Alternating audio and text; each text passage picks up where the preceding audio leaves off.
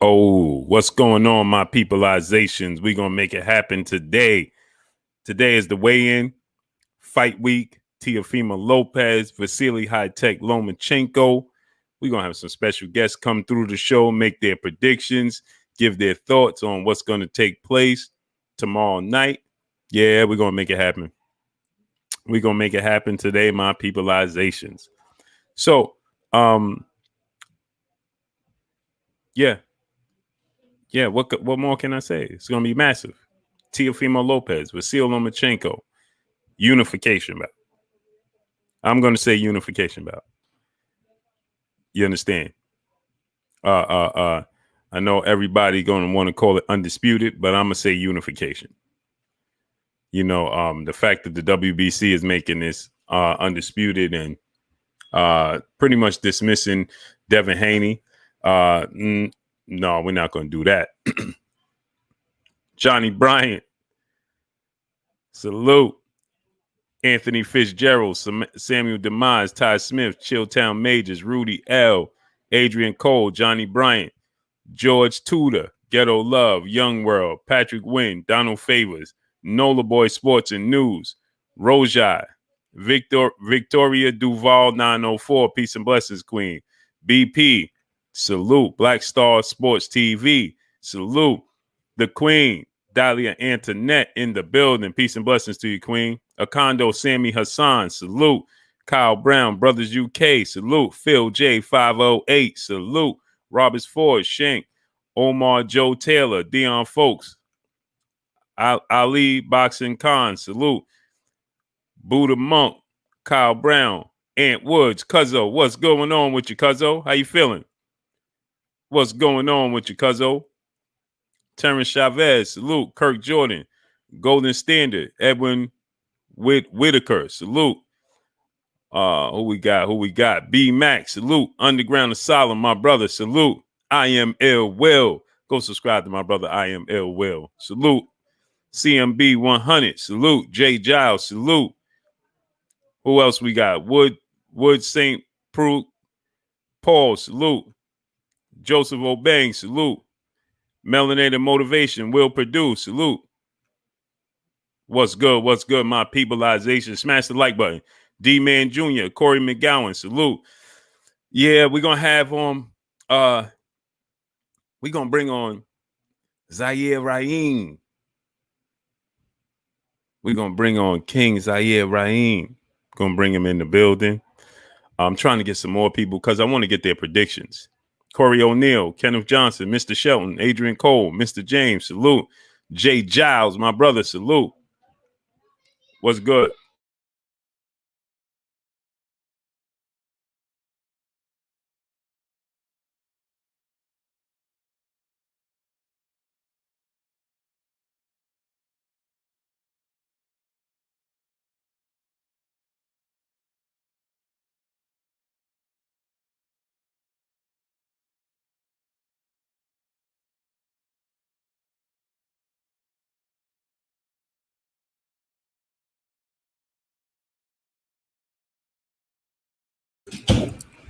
Alania Man, Robbie Sanders, DB, salute.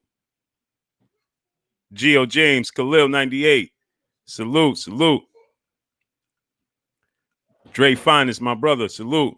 Franklin Garland, salute. Yeah, let's talk about it today. Smash the like button. Let's get the likes up. We should have 130 likes. We got 130 people. Let's get 130 likes. 51 likes. Where they do that at? 51 likes. Where they do that at? Adrian Cole, Fly High 89. Alania Man, Easy Mike. Salute. Where they do that at? 51 likes. Craig and Brooks. Salute. Where they do that at? Not here. Not on Blue Blood Sports TV. We don't do that. South Central Los Angeles in the building. My brother DB. What's good with you, King? What's goody with you? Lauren Walker. Salute. Smash that like button, man. Get the likes up to one. We got 155 people. We should have 155 likes right now. You understand? Harry Jones Jr., salute. My brother Keon, Everything Boxing and Sports. What's good with you, King? Salute. Go subscribe to my brother Keon, Everything Boxing and Sports. Key, you good for today? You could come on. Smash that like button, man. Get the likes up, man. Let's get the likes all the way up. Star City J, salute. Ishmael Malone, salute. Smash the like button. Let's get the likes all the way up. Smash the like button. Scant Rant, salute. How many likes we got? Talib Cunningham, salute. Mike Hughes, salute. You know what I'm saying?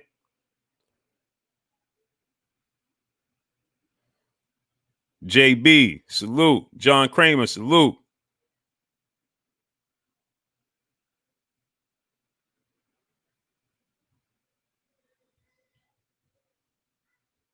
Smash that like button. Trying to get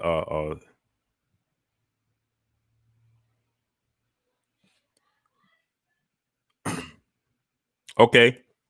Yeah, we got to get our official predictions, man. This is going to be a fun show. Red Man, salute. This is going to be a fun show. Mississippi, salute to Mississippi. Vernon Thompson, salute. Lord Roca, salute. Smash the like button, man.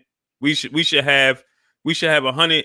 We got 175 people. We should have 175 likes. Punchline and Pugilism, salute. Mike Montoya, salute. Roja, salute.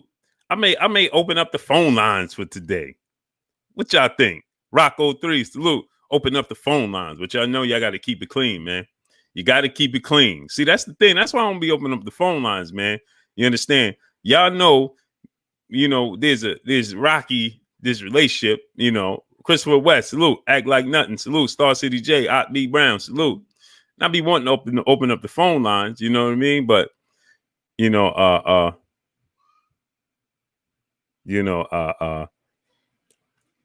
be wanting to open it up, man. I think I might open it up for my peoples get their opinions today. You know what I mean? Jose Diaz, salute. But see, y'all don't be wanting to do the speed limit. Salute to my brother LaRon Reviews in the building. What's good with you, Ron? Go subscribe to my brother LaRon Reviews on Instagram and on YouTube. Yeah, Ron, man, I'm happy today, Ron, because it's fight week. You know what I'm saying? Jadwan Dennis, salute. What's good? Snipes Mac, Mr. 717, salute. It's fight week, Ron. You know what I mean? The Fool, salute. I'm excited, man. Railroad 6, SB90, salute. What's good with you, King? Robert Carmona, salute. Corey Yellerman Jackson, salute. Yeah, see, I beat Robert Taylor, salute. I be wanting to open up the phone lines, right? But y'all don't be wanting to do the speed limit. You know what I'm saying? We got a minute. 1 minute. You know what I'm saying? But y'all don't be wanting to do the speed limit, man. OG Eric in St. Louis, what's good with you, King? You know what I'm saying? That's my thing. Got to do the speed limit. Jamil Akri, salute. Nerd Feeder, salute. Yeah, Jadwan. Me too. Skills from New Orleans. My brother in the super chat, salute. He said, my mind, Loma wins. My heart, Tio. Oh, why it just disappeared? Tio wins. Gives blank to the old media. That's a fact. Teofimo Lopez is going to win this fight, man. I know my brother Keon, everything boxing and sports. He like, nah, not happening. Harm Clothing, salute. You're saying 007, salute. But it's going to happen, man.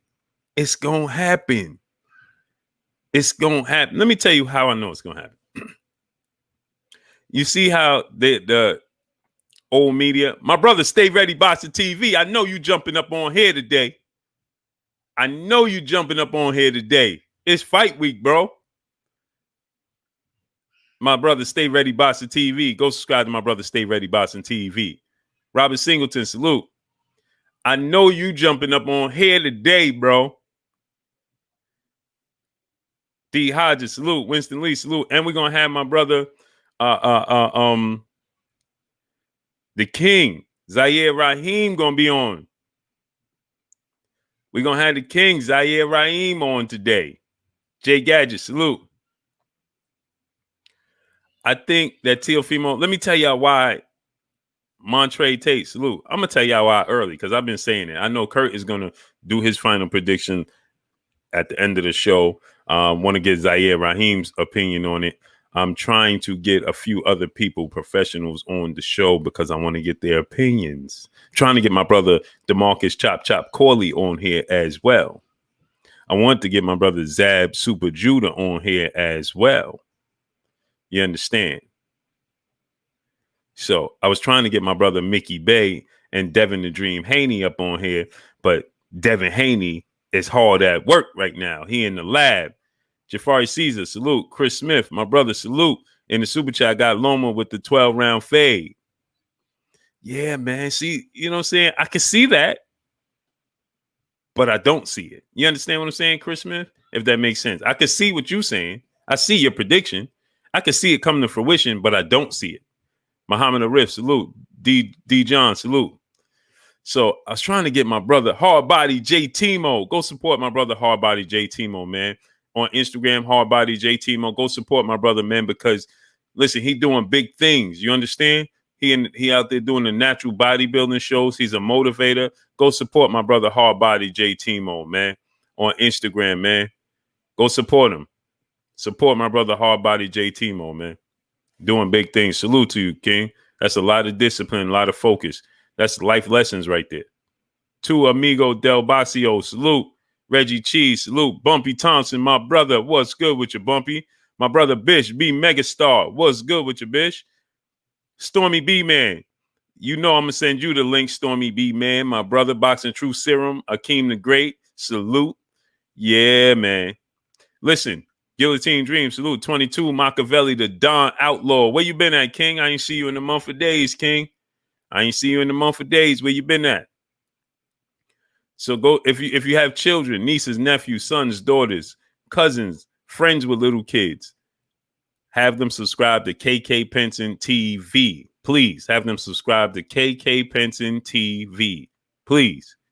My brother Drew Titan, Bronx on deck in the building. What's good with you, Drew? Go subscribe to my brother Drew Titan. Go subscribe to my brother Drew Titan. Michael Ray II, salute. Renee Box Young, what's good with you, Renee? How you feeling, King? Go subscribe to my brother Renee Box Young. We're going to have him on the panel as well, if he can make it. David the Real Thomas, salute. I want a full panel, but I'm going to have some special guests on for y'all. Miguel Robles, my brother in the super chat, salute to you, King.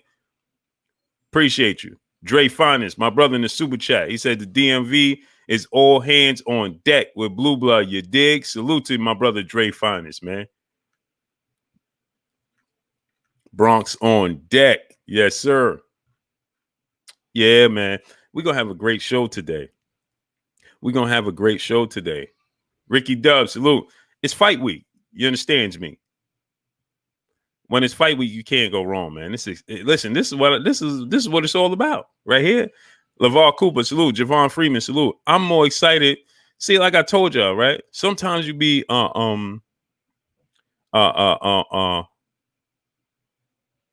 sometimes the build-up to me is more exciting than the actual fight. Now, I love the actual fight, but once the fight, it's like Christmas, right? Go shopping and, you know, the holiday spirit and eating cookies and dressing warm with your nice clothes on and go out in the cold and nice snow. You go Christmas shopping. And then when Christmas get there, you get your Christmas dinner and all that, right? And Christmas get there and it's like, wah, wah, wah. After you open a few gifts, eat your dinner, it's like, wah. All of that for what? Right? The buildup is what you like. Charger John, salute. You understand? It's the buildup that's the exciting part. AR-15, the DF, salute. Cinnamon Savage, what's good? Where you been at? My brother, Hardbody J Timo in the super chat. He said, thanks for love as always, Blue. I compete next Saturday to see if I could bring back the dub. Salute to my brother. Man, you see, this is what I'm talking about. Messiah 1111, salute. This is what I'm talking about, right? My brother Hardbody J Timo just competed. What was it? 2 weeks ago, 3 weeks ago? Nate Wolbite, salute. 2-3 weeks ago, right? And everybody else, after the show was over, most people I know that bodybuilding and bodybuild world and the workout world, it's a relief when it's over. And they go back to, you know, they want to have cheat meals. Mafia Daily, salute. Jerry M, salute. They want to have cheat meals. Cursor, salute. Lauren Anderson, salute. What's good with y'all, man? My brother Lauren Anderson and my brother Cursor, salute. Anthony Kyle, salute. So you people want to have cheat meals. They want to, you want to indulge, right? You want to. My brother Hardbody Teofimo, that for him to go on the show next Saturday means that he ain't take no break. He ain't had no cheat meals. That's a lesson right there. Salute to my brother Hardbody Teofimo, and bless. You gonna bring it home. You gonna bring it home next week. Michael Mendes, salute. And after you bring it home, bro, you coming on the show. After you bring it home, you got to come on the show, bro. You got to come on the show. See, that's what I'm talking about right there. I need everybody to salute my brother Hardbody Teofimo. I need everybody, if you got Instagram, to go support my brother Hardbody Teofimo, man, on Instagram. Go support my brother, man. Why am I missing the super chat? How did I miss my brother Akando Sammy Hassan? He said, "Appreciate you, Blue, for bringing me into this community. Tio will catch Loma darting on the inside that got him put on his pocket before. Tio sleeps Loma in 7. Yes, sir. Salute to my brother Akando Sammy Hassan. Why didn't I see that? How did that get away from me? How did that get away from us? You see what I'm saying? How'd that get away from us? How'd that get away from us? Rashawn Pittman, what's good, my brother? KF Harris, salute. Garnell Mitchell, salute. So I'm gonna tell you how I think, why I think he's going. Lauren Anderson, my brother in the super chat, said, "Smash the likes, salute hard body grind." Yes, sir. Salute my brother hard body Teofimo, man. Gilbert Rodriguez Jr., what's good with you, young king? We're gonna have Gilbert on next week. Gilbert Rodriguez Jr. We're gonna have the young king on next week. He's gonna be on the show next week. We're gonna bring him on. Elmer Mendoza, salute. What's good with you, king?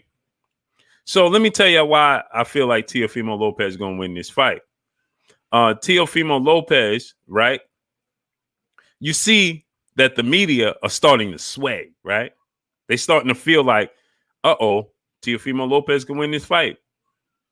Peter Shatilla, salute. Big Money, salute. Lonnie DiCarlo, what's good with you, king?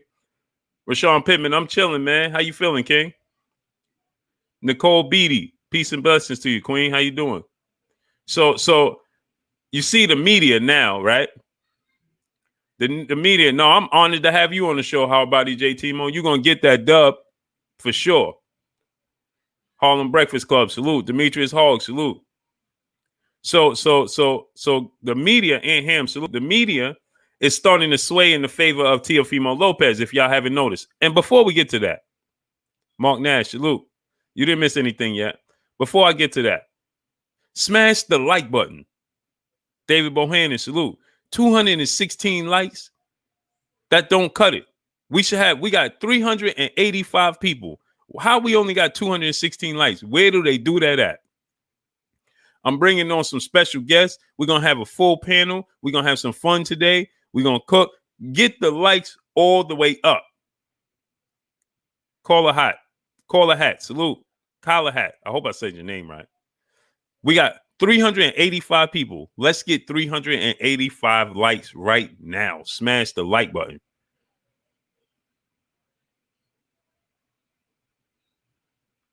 What happened to my brother KQKC dad? A-Rod, 83 Rod, salute. Superb Supreme, salute. Casual Bascot, salute. Junior Coolington, 86, salute. What happened to my brother? What happened to KQKC's? What's going on with my brother KQKC?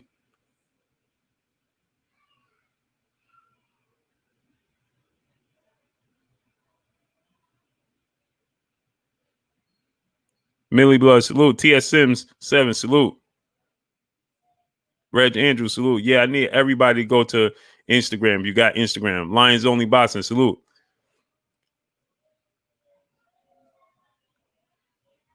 Go subscribe to my brother Hardbody Teofimo.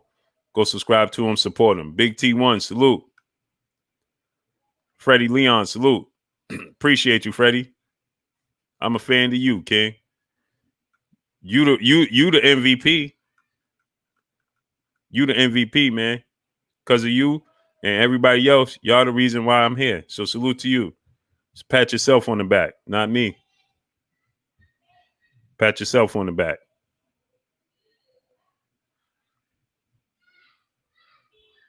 Pat yourself on the back. Slim Jim 314. What it do? What it do? My brother, Wilby's Comfort, Omaha, Nebraska, owner Charming Chucky. Go support him, man. He got his own food truck. Go support my brother Wilby's, man. Got his own food truck. Tim Allen, salute. My brother Wilby's got his own food truck. Action maintained, salute. We got 400 people. Let's get 400 likes. Smash the like button. We got 400 people. Let's get 400 likes. We got 400 people. Let's get 400 likes. Smash the like button. Anthony Ingram, my brother, salute. So hold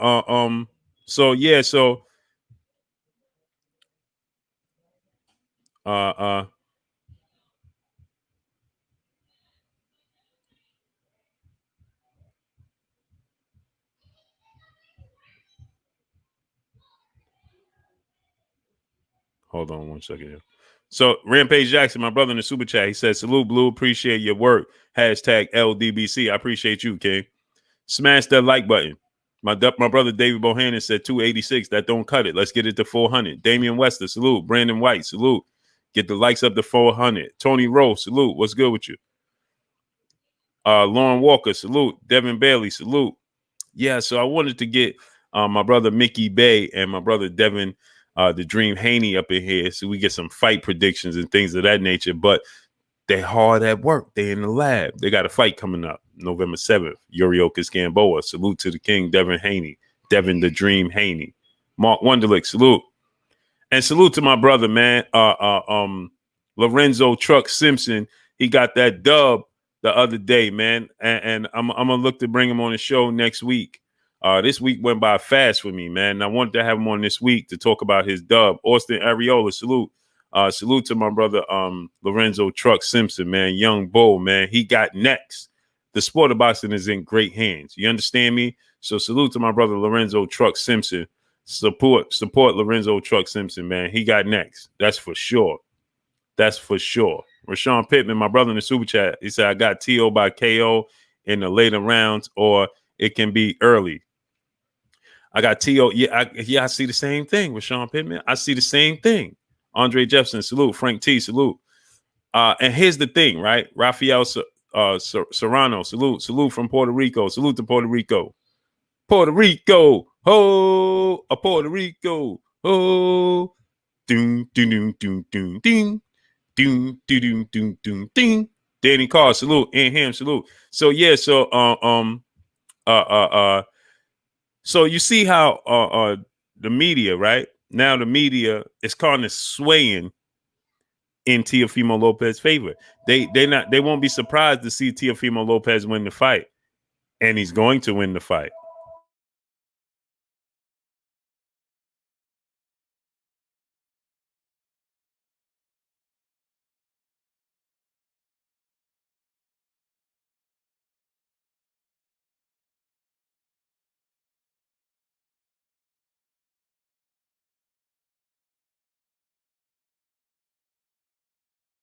Pardon me, my people. The Rat Man, Marcel Miller, salute. It Ibaru Zulu, salute. Rashid Khan, salute. One Sire, salute. So here's the thing. Lord Roca said, yo, Blue, Lopez can't let the fight go to decision. It won't be good for him. Yeah, see, I don't think he will, Lord Roca. I don't think he will. Yeah, Ron, you heard it? Ron, that's what I was trying to get to it, Ron. Ron, you see what I'm saying? Ron don't miss nothing. Nicholas Carrillo, salute. Ron don't miss nothing, man. Ron said, Blue, you got a house phone? Yeah, I still got a landline, King. You know, when you got a fax machine, you still got to have a landline. Jason Porrit, salute. And that's the problem, Ron. It rings sparingly because the facts. So I forget about it. I be meaning to turn it off before I start the show, but I forget because nobody used the house phone. You know what I mean? But then when something comes through, number 3, salute. South Central Los Angeles in the building. Salute. Man, I'm coming back out to LA, man. Y'all gotta show me some love when I get out there, LA. I got family and stuff out there. You know what I mean? Larry Gonzalez, Avery Adams, salute. I got family and stuff out there. Seeking knowledge, salute. So, I always link up with the fan, but I want to link up with y'all, man. You know what I mean? You know what I mean? I want to link up with y'all, man. My brother Bish said, we just turned ours off today. Yeah, seeking knowledge, salute. Yeah, I still got my house phone, man. You know what I mean? Got the good old house phone. You know what I mean? Got the good old house phone. Rico Forster, salute. Boxer Specialist 40, salute. So yeah, man. So Michael Perlow, salute. So I'm feeling like the media, Isaiah Johnson, salute. I'm feeling like the media is starting to sway in that direction as well, right? I think that the media now is looking at this fight and they're like, wait a minute. I think they starting to look and say, well, Loma could be in for a fight. See, there not too many people wanted to admit, right? When Loma was dropped by Jorge Linares, not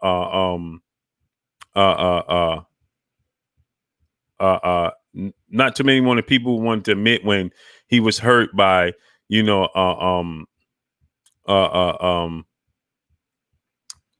hurt by Luke Campbell multiple times. Dios the GOAT, salute, right? Not too many people want to admit that he was struggled with at times with Pedraza. Now he won those fights, right? Salute to my brother Kurt Anderson, aka Kurt Sugar, aka the historian, my brother, my co-host. What's good with you, Kurt? Blue Blood Sports TV. What's going on with you, man? One more day left to the highly anticipated Lomachenko versus Lopez fight. What's going on, chat? Man, Kurt, I'm so excited. Kurt, we're gonna have on King Zaire Rahim in the building. King Zaire Rahim, man, underrated fighter from Philadelphia, man. Great amateur. He's known for his fight with Eric Morales, and I thought he could have beaten Acelino Freitas. He lost the split decision, I believe, for the WBO title, man. Good fighter, good technical skills, man. Yeah, man. You know what? He's definitely underrated. A lot of people, I thought there's a lot of fights I thought he won that he didn't get the credit for. Yeah, but he was 33-3 with 20 knockouts. That's a good record, man. And he could have been champion when he fought Freitas, but that was about politics, though. Plus, he's from Philadelphia, so he had that pedigree. He had good skills, man. Good skills.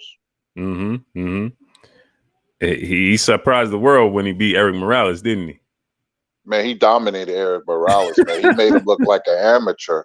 I think that was on the undercard. I think Manny Pacquiao fought on that card, too, because I remember that fight. And, man, he looked so good, man. He looked like Pernell Whitaker and Willie Pep combined, man. He was sharp, that fight.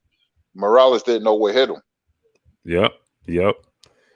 And he got a lot of boxing knowledge, man. Scott Birmingham, salute. He has a lot of boxing knowledge, man.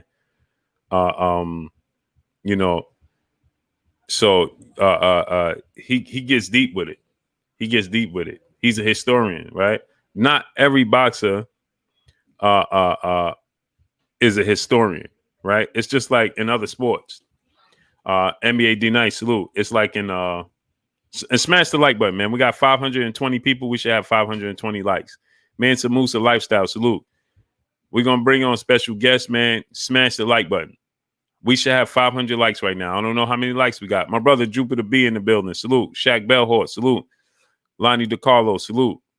He who greets with fire. Salute. Smash the like button. Let's get the likes to 500 right now, my peoples. 353 likes don't cut it. Get the likes up to 500. Let's get the likes up to 500 before we bring our special guest on.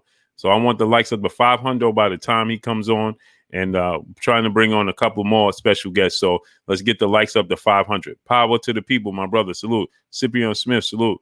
Yeah, Kurt. So you have a lot of people that are great at sports, but they're not historians, and they don't love the sport, right? They're just good at it. So it's a way of life, right? It's a means for ends, right? So G-Man TV, salute. They're not Tim Allen, salute. They're not they don't love it, right? And but he's not one of them. Mr. King Palmer, what's good? How you doing, brother? 817 Boston B. Paul Sweet, salute. Cardoza 84, salute. Said Nigeria loves me. Salute to Nigeria. I appreciate that. I'm coming out there as well. Salute to Corey McGowan in the super chat. I got a nickel bag with seeds in it and a Colt 45 sandwich on Loma. Unbelievable. Yeah, man. So, yeah, Kurt, but he's not one of those people, man. He's a historian, right? We got Chashimawa Pasi Pandoya. He said, from Australia, big fan, Blue Blood. Salute to you, King. Appreciate it. Shout out to Australia. What time is it in Australia right now? Quincy Quintet, salute. Smash the like button. Get the likes to 500. Carlos Rodriguez, salute. So yeah, Kurt, he's a historian, man. He goes way back, man. So I know you and him, his conversation could get deep. Ivan F, salute. Munchie Ray, salute. I know you and his conversation could get deep, So he says, "What's up with the clickbait? What are you talking about, man?" And you're laughing. See, that's Kurt. People don't read, right? Didn't read it. Didn't read the title, and talking about his clickbait and laughing. Moondock, salute. Unbelievable, Kurt. He said we clickbaiting, Kurt. I want him to explain how we clickbaiting. I want him to explain that. Because he didn't read the title. All he saw was Teofimo Lopez, Lomachenko weigh-in. He didn't read the entire title. So that's all he saw. And he assumed, oh, this must be it. And then clicked on. But laughed about it. This is the world we live in today. It's the world we live in. Victor Miller, salute. It's the world we live in. That cracked me up, Kurt. All the time, man. So anyway, the weigh-in is today. Speaking of the weigh-in is today, right? And this is huge, right? But what's your thoughts on the weigh-in being in the format that it is due to the fact that we have social distance? It takes away from it, doesn't it, Kurt? Yeah, the weigh-in really jumpstart the fight, the anticipation. This COVID-19, man, it really is a pain in the you-know-what. I'm used to seeing a raucous crowd like Mayweather and Canelo was a crazy weigh-in, and Mayweather and Pacquiao. But, nevertheless, we do have a fight tomorrow. And, it would be crazy if COVID wasn't here and, you'll see a bunch of Teo fans and Loma fans waving the flags. I always did like to see that. It just, excuse me, it just gave the fight, and it's a buildup. And, that's not going to be today, but nevertheless, we have a fight tomorrow. And I can't wait. I want to see the weigh-in. I want to see, how they look, on the scales. And sometimes you could read things. I want to see if Teofimo Lomachenko, I ain't worrying about him, but Teo, I want to see his weight. And, I know he's going to hydrate after he get off the scales because he's big. His body is more broader, so high anticipation. Yeah, that's my thing too. Because we've seen him. Lenny Robinson, salute. Jay Lee, salute. Quincy Quintet, Zach Money One, salute. Jason Poritz, salute. Kendrick Rouse, Baron Jacobs, Midwest Boxing, salute. Yeah, that's the thing, right, Kurt? Christopher G, salute. Omar, who we got? Omar Otero, salute. Yeah, that's the thing, Kurt. He's more physically muscular, right, Kurt? And M. Rivera, salute. And he's physically more muscular. And we saw him lifting weights, right? It seemed like he was lifting. Now, obviously, we only know what they show us, right? But it just seemed, and I didn't see him in camp or nothing, but it seemed like he was lifting a lot of weights. He seemed very, very muscular, and that could be muscle weighs more than fat, right? So getting on the scales that could and then the thing, it could throw your weight off. Benny Blanco, salute. And then on top of it, Kurt, how do you feel like when you add on muscle?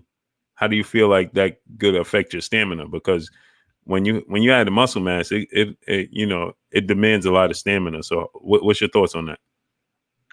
Well, it depends how you put on the muscle.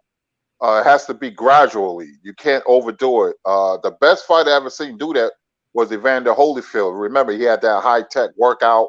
He lifted a lot of muscles, but he did it gradually. He didn't overexert himself, and it worked to his advantage. It depends how you do it. You have other fighters who are just naturally strong, like Mike Weaver, call him Black Hercules, and George Foreman, and see Fernando Vargas. He put on muscle, but he did it the wrong way. He did it quickly in one fight against De La Hoya, and it took away his speed. Holyfield did it right. That's why he was a successful fighter at a higher weight. He was, muscular built. So it all depends how you do it. If you rush and lift weights every day, that's the wrong way to do it. But if you lift weights for like maybe 20 minutes, half an hour, and but like Holyfield did, and just let your body get acclimated to the muscle, then it'll be success. His speed, it seemed like he was even quicker.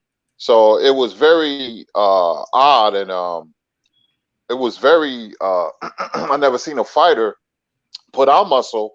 And Timmy Riley was a muscular fighter, but I seen Holyfield lift weights a lot, but it didn't affect his speed.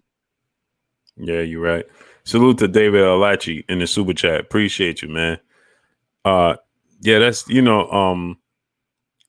when in other sports, when you add on a lot of muscle at times, it can affect your stamina big time. And I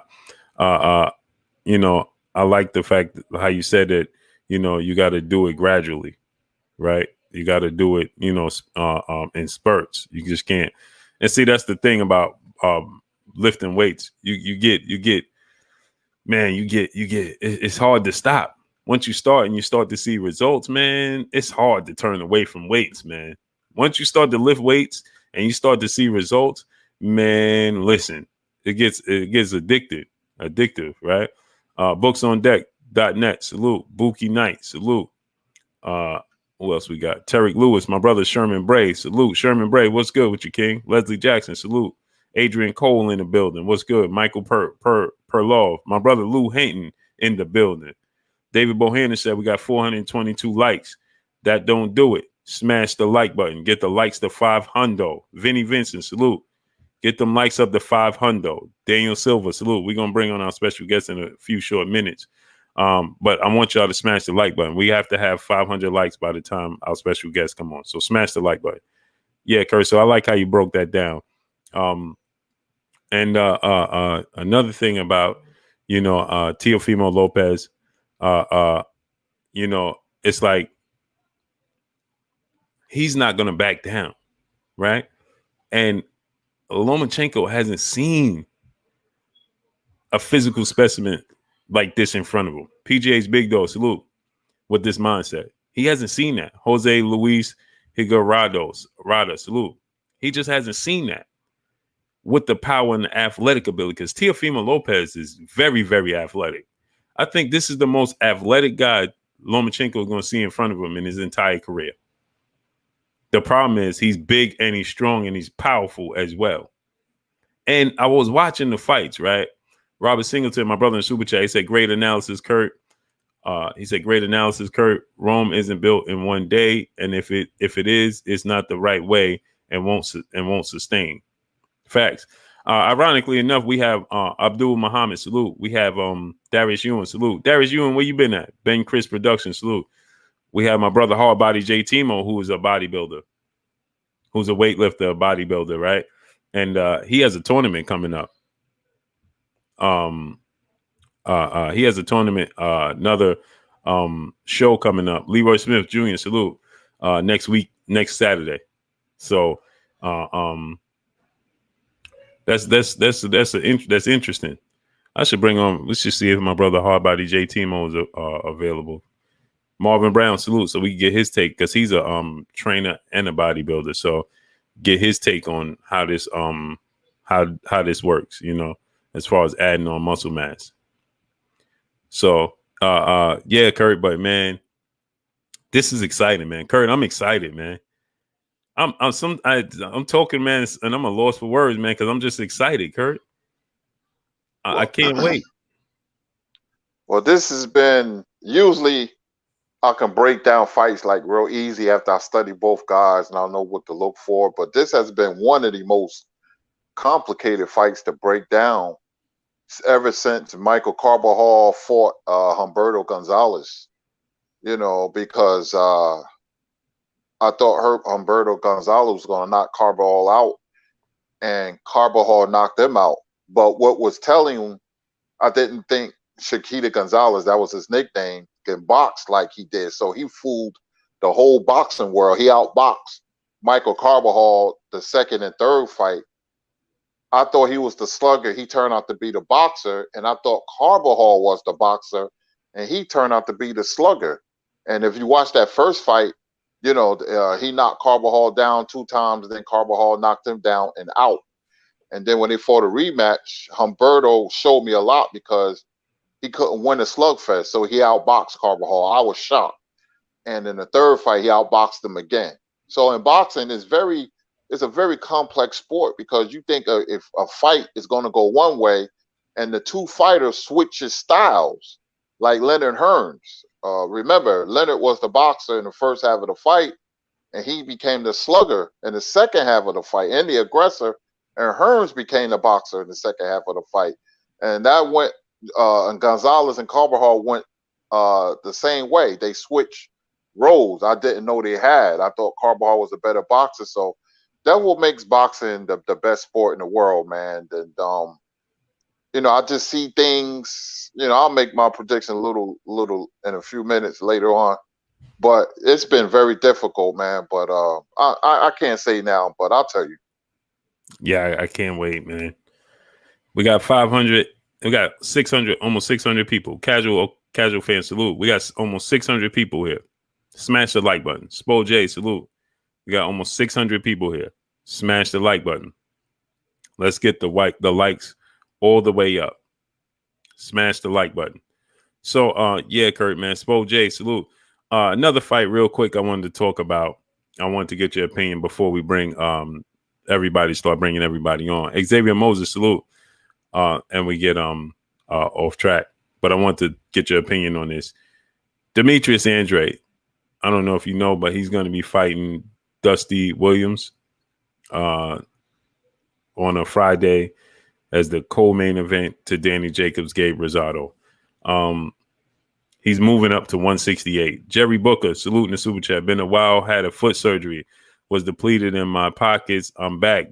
Nana. Salute to my brother, Jerry Booker, in the building, in the super chat. Appreciate you, Jerry, man. Salute to you. Smash the like button. My brother, David Bohannon, said 485. That don't cut it. Let's get it to 450. So what you think about this, Kurt? He's moving up to 168. He says, Farrell Robinson, salute. Salute to PGH Big Dog in the super chat. Salute, Blue. I got Lopez with KO in the 8th. T.O. too much power and Loma overrated. I'm cashing in. Yeah, I got Loma around the same time as well. Salute to Mr. King Palm in the super chat. What a fight is going to be. Can't wait for tomorrow and the $100 from Black. Oh, you bet. Okay. Salute to my brother, Mr. King Palmer. So smash the like button, man. Get the likes up. We should have 550 likes. Smash the like button. So Kurt, he's fighting the guy, Dusty Rob, Hernandez. what's his name? Hernandez. Yeah, I know who he is. Yeah, I watched them fight. Um, and he said he's going to move up to 68 and challenge him. And now the kid is young, he's strong, he's undefeated, and so he definitely. I watched him fight Thomas Lamata, Cornflake, Cornflake from Jersey. I watched that fight, and he's definitely strong. He's big, he's young, he's 26 years old. And he's undefeated. And he got 34-0, 20 knockouts, but he's at 68. And so now he says that he wants to see how his body feels at 168. He can't sit around and wait for these big fights, but these big fights are going to have to happen in 2021. But what's your thoughts on this? I don't know what to say. I was a big fan of Andrade, especially when he knocked out Willie Nelson. I thought he was going to be one of the best fighters in the world. I thought he'd be top 10 or even top 5. He had a lot of skills, but when you sit on your talents and then don't appreciate itself, that's where the problems come in. It was one fight when he acted like he didn't have any legs. Then the next fight, he looked pretty good. He looked okay. I don't know about Andrade, man. I lost a lot of confidence in Andrade because of his attitude. He act like, he's allergic to big fights and he only wants stay busy fights. So we'll see. He can even be strong at 168 or he lost something. So I want to see how he looked November 27th. I believe that's on the undercard of Daniel Jacobs and Gabe Rosado. So the jury to me is out on Andrade. He could have took the Charlo fight. He didn't. So that just makes me wonder about him. He's not too eager to get in the ring with a threat, and he should beat Hernandez. But who knows? I want to see him get hit with a shot, and I want to see how he react because it seems like he lost his legs. He's not as sturdy as he used to be. So maybe he'll be stronger at 168. There's some good fights for him at 168. I don't know if he'll take those. So he say he's not going to wait around, but that's all he's been doing so far, waiting around. And, his career, has not been what I thought it was going to be. Yeah, I the fact that he's this guy Dusty, he fought predominantly at welterweight. Now they both gonna fight at 68. He's the co-main event to Gabe Rosado and Danny Jacobs. And again, and Devin Blocker, salute. Alex Santos, salute. Dennis Smith, my brother, salute. What's good with you, Dennis? Again, Ben Israel, salute. I don't want to take anything away from Danny Jacobs or Gabe Rosado, right? Justin Hawkins, salute. Eli Chavez, salute. But if you Demetrius Andrade, you're supposed to be the main event, bro. You can't be the co-main event on a Friday to a grudge match fight, because that fight has no implications on the sport, on the ranking system. Danny Jacobs, Gabe Rosado, none. It's just a entertaining grudge match. Francisco Aponte, salute. That's all that is. The spot, salute. There's no implications on the ranking system. Nothing, Kurt. Nothing. Right. So to be the co-main event and the last second fight on a Friday, I don't understand what we're doing. Willie Woodard, salute. Sky, salute. I don't understand what we're doing, Kurt.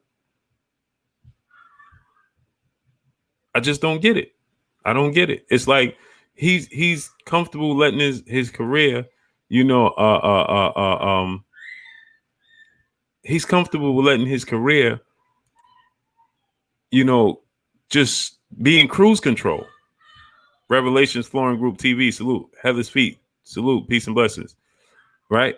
It's like he's just comfortable with letting, his career be in cruise control. Is that your thoughts? That's what you get? Derek Butler, salute. Like, Yeah, to be the co-main event on a Friday? He's Hey, getting wait. he's good. What day is Thanksgiving, Kurt? That's Thanksgiving always falls on a Thursday, so So it it got to might be that be Thursday. the 26th. So it got to be that Thursday before the fight. Right. That's that. I mean, the Thursday after Thanksgiving. I mean, excuse me, the Friday after Thanksgiving. Right. Kurt, take the wheel for a second. That's Chop Corley calling me. Oh, okay. Tomorrow's card. Remember, you have a card on the zone. Ritson is fighting Miguel Vasquez. That's on. I believe that's 2 o'clock p.m. Eastern Standard Time on the zone. Then you have the 7:30 card that the hard hitting, heavy handed fighter from Puerto Rico, Edgar Berlanga. I'm interested in seeing him. The fight of the night, believe it or not, might be Salcedo versus Barbosa. That can be another Baranchik and Zapata. So I would not be surprised if that be the fight of the night. I would not be surprised.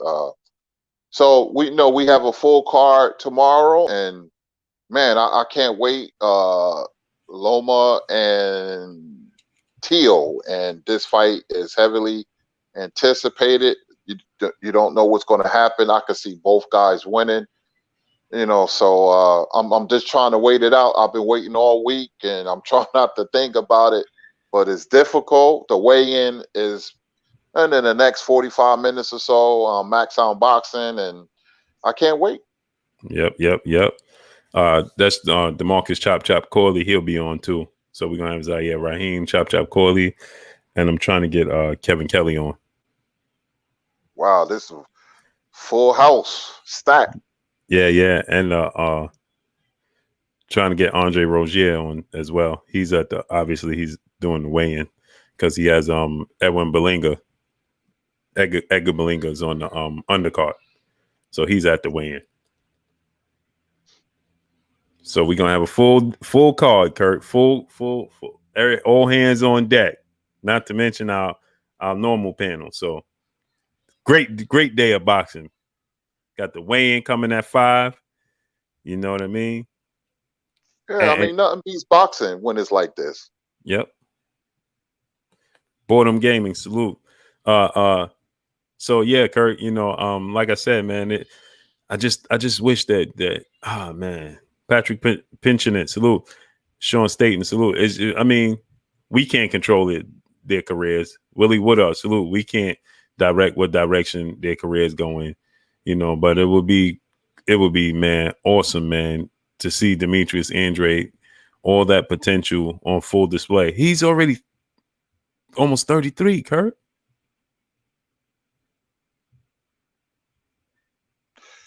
He doesn't really care about his legacy.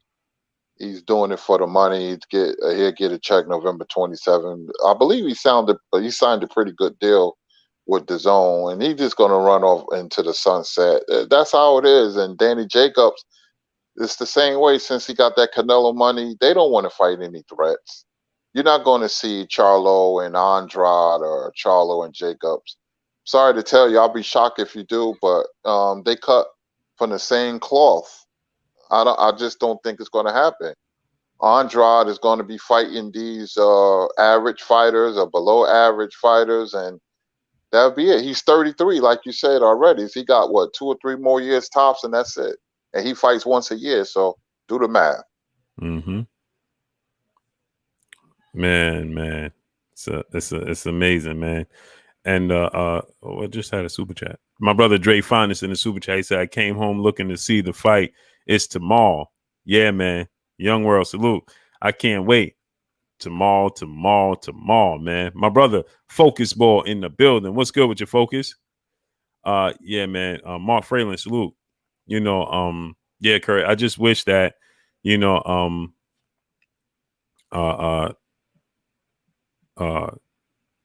hold on one second, Kurt. I just wish that Demetrius Andrade, is just more. I just wish that these guys sometimes just just take more control of their career. One Main TV, salute. I truly wish that, man. D. Generson, salute. Get the likes to 600. I'm getting ready to send King Razia, send him the link right now so we could get him on.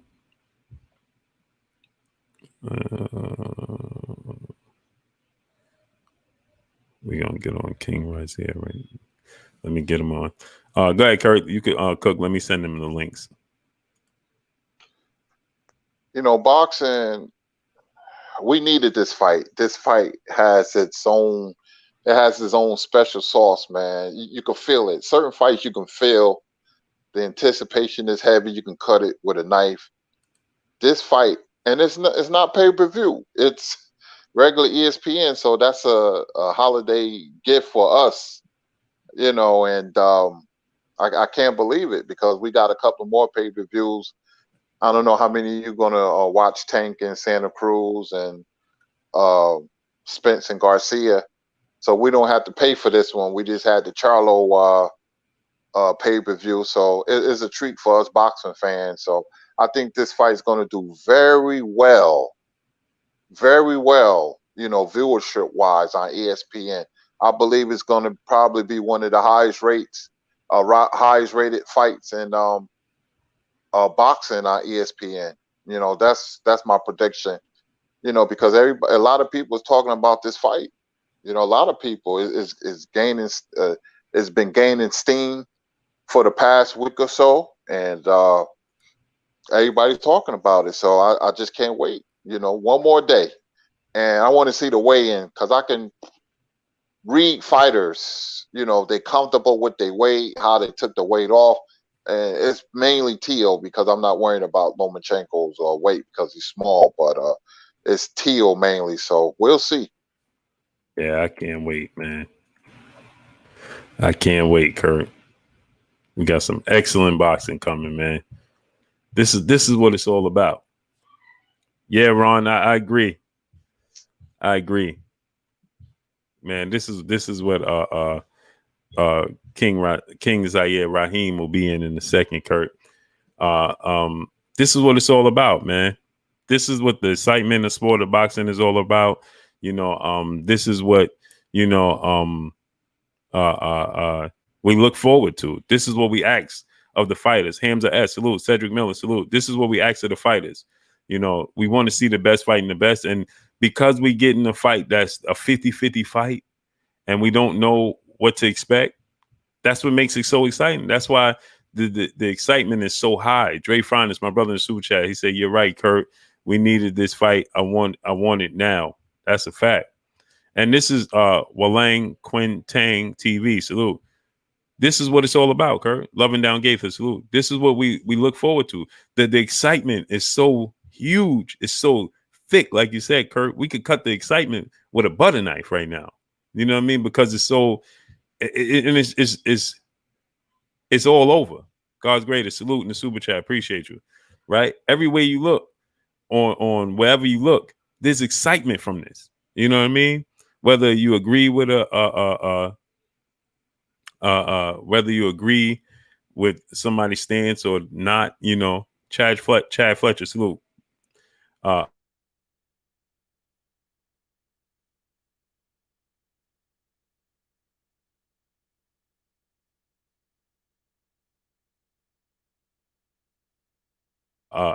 you still me? Hello? Y'all can hear me? Blue. Yeah, we can hear you loud and clear. Okay. I just went, my whole thing blanked out. It's raining out here. It's pouring over there, right? Where you at, Kurt? Yeah, I've been asleep all day. I ain't get up till like 2 something. Yeah, it's bad, man. So Frankie G, salute. Now is not the time for this, man. This ain't the time. So AL Stevens, salute. So yeah, Kurt, Will Bridges, salute. This is what we asked for. This is what we look forward to. This is what we look for. Will Wright, salute. This is what we want. Because these types of fights, man, makes it so exciting, man. Big Dose 513, salute. Because we don't know what we're gonna get. We don't know how it's gonna end. It's the what you call it, the aura of the unknown, right? We don't know how it's going to play out. That's exciting, you know. So this is what we look forward to. This is what we look forward to. So I Yeah, can't the wait, man. theater of the unexpected. Yep. It's a 50-50 fight. It's not like Loma's fighting Luke Campbell, where you kind of knew that Loma was going to win. That Tio is a very dangerous opponent. Mm-hmm. That's a fact. That is a fact. So I'm excited, man. I'm overly joyed, man. Antonio King, salute, because this is what we asked for. This is what we asked for. This is what we look forward to. You know, we want 50-50 fights. We want scenarios when we're watching it, we could say, oh man, who's gonna win? Mr. Berga, salute. We want to sit down and say, who's gonna win? Incessa Stanislav, salute. Loma for sure. For sure. Yep. I can't wait, man. Kurt, man, this is exciting. I'm overly joyed, man. And like I said, we're gonna have some special guests come in and Maroon Pill, salute. They're gonna give their standpoint, professionals. Quan 43, what's good with you, King? Professionals, guys that experience, guys that been in the ring, historians like my brother Kurt. We're gonna bring on Stormy B Man, another historian. Gonna have my brother Zaire Rahim, King Zaire Rahim, the champ, the king, experience historian. He'll be on in a second. We're gonna have on Marcus Chop Chop Corley. He said he'll be on in a second. Just give him a few minutes. Trying to get on Kevin Kelly, former champion. Man, we looking to get on some names, man, because I want to get everybody's opinions, everybody's thoughts, and everybody's breakdown, because this is a big fight, and they historians. They've been there. All three of them been champions already, Kurt. So they know what it takes. Well, what's your thoughts on Chop Chop and you already broke down Zaire Rahim, but what's your thoughts on Chop Chop and Kevin Kelly? Kevin Kelly used to be one of my favorites in the sport, man. Flash, flair, what's your thoughts? Well, DeMarcus Corley was a very good fighter. Had a very underrated ring IQ. He's the only fighter to hurt Floyd Mayweather multiple times in one fight. You've seen Floyd hurt against Mosley, and you see him struggle. But people bring up the Castile fight. Corley did more damage to Mayweather than any fighter. He hurt him 2 or 3 times. He had Floyd against the ropes. Floyd was really hurt because he was looping his punches. He was a southpaw, and his punches was coming in on a weird angle. And remember something, in Puerto Rico, Chop Chop Corley had Miguel Cotto out on his feet, but he couldn't finish him. He was one punch away for knocking out Miguel Cotto, and people forget that. For some reason, Corley couldn't finish him. He tried to land the coup de grace, the finishing touch, but he couldn't do it. The same shot he hit Mayweather with is the same shot he hit Miguel Cotto with, and he had Miguel Cotto staggering around the ring, and Cotto fought his way out of it and wound up beating Corley. But Chop Chop Corley was always a dangerous fighter. I believe he started sparring with Mayweather, and he had a lot of losses, but he had a good career. He was a dangerous fighter in his prime. Sure was. And now y'all been waiting for him to come back on and grace his presence, and here he is. Yes, sir. The champ, the king. What's going on? What's up, Blue Blood? What's up, brother? I'm not much, man. I want to introduce my co-host. This is my co-host, Curtis Anderson. That's who you heard talking right now. Mr. Anderson, good to talk to you, brother. Yes, it's a pleasure to meet you, man. A warrior. It's a pleasure to meet you. We're going to talk about your career at the blue finish, because I've been following your career since day one. Wow, yeah. That's impressive, and I'm honored. Humbly. Yes. So what's going on with your champ? Chilling, man. Chilling. Making it happen. You know what I mean? Yes, I'm ready sir. for this fight tomorrow. Yeah. Listen, I said I gotta get your breakdown, gotta get your opinion, gotta get your thoughts on this, man, because this is what we look for in the sport of boxing, man. We look for these fights that are close, that we can't just say, oh, this guy's gonna win. Nothing is granted in the sport of boxing. Nothing is forgiven. But at the end of the day, we want these fights that we could say, man, this is a close fight. We don't know who's gonna win. We need the experts' opinions. You know what I mean? So, what's your thoughts on it, though, champ? I like Lomachenko. I can't take nothing away from Lopez. You know what I mean? I love watching Lopez, one of my favorite fighters, hands down. I think he's lacking the quality of experience over the course of their lives, not in the professional boxing. It takes 5,000 hours of doing anything to master it. Practice don't make perfect. When you talk about boxing, a perfect practice makes perfect. Throwing your punches correctly, stepping correctly, head position correctly, hands, all these things matter. Lopez make a lot of mistakes. He's a hungry lion. He's fast. He can punch, but he just ain't got the mind that it takes. He don't think fast as Lomachenko.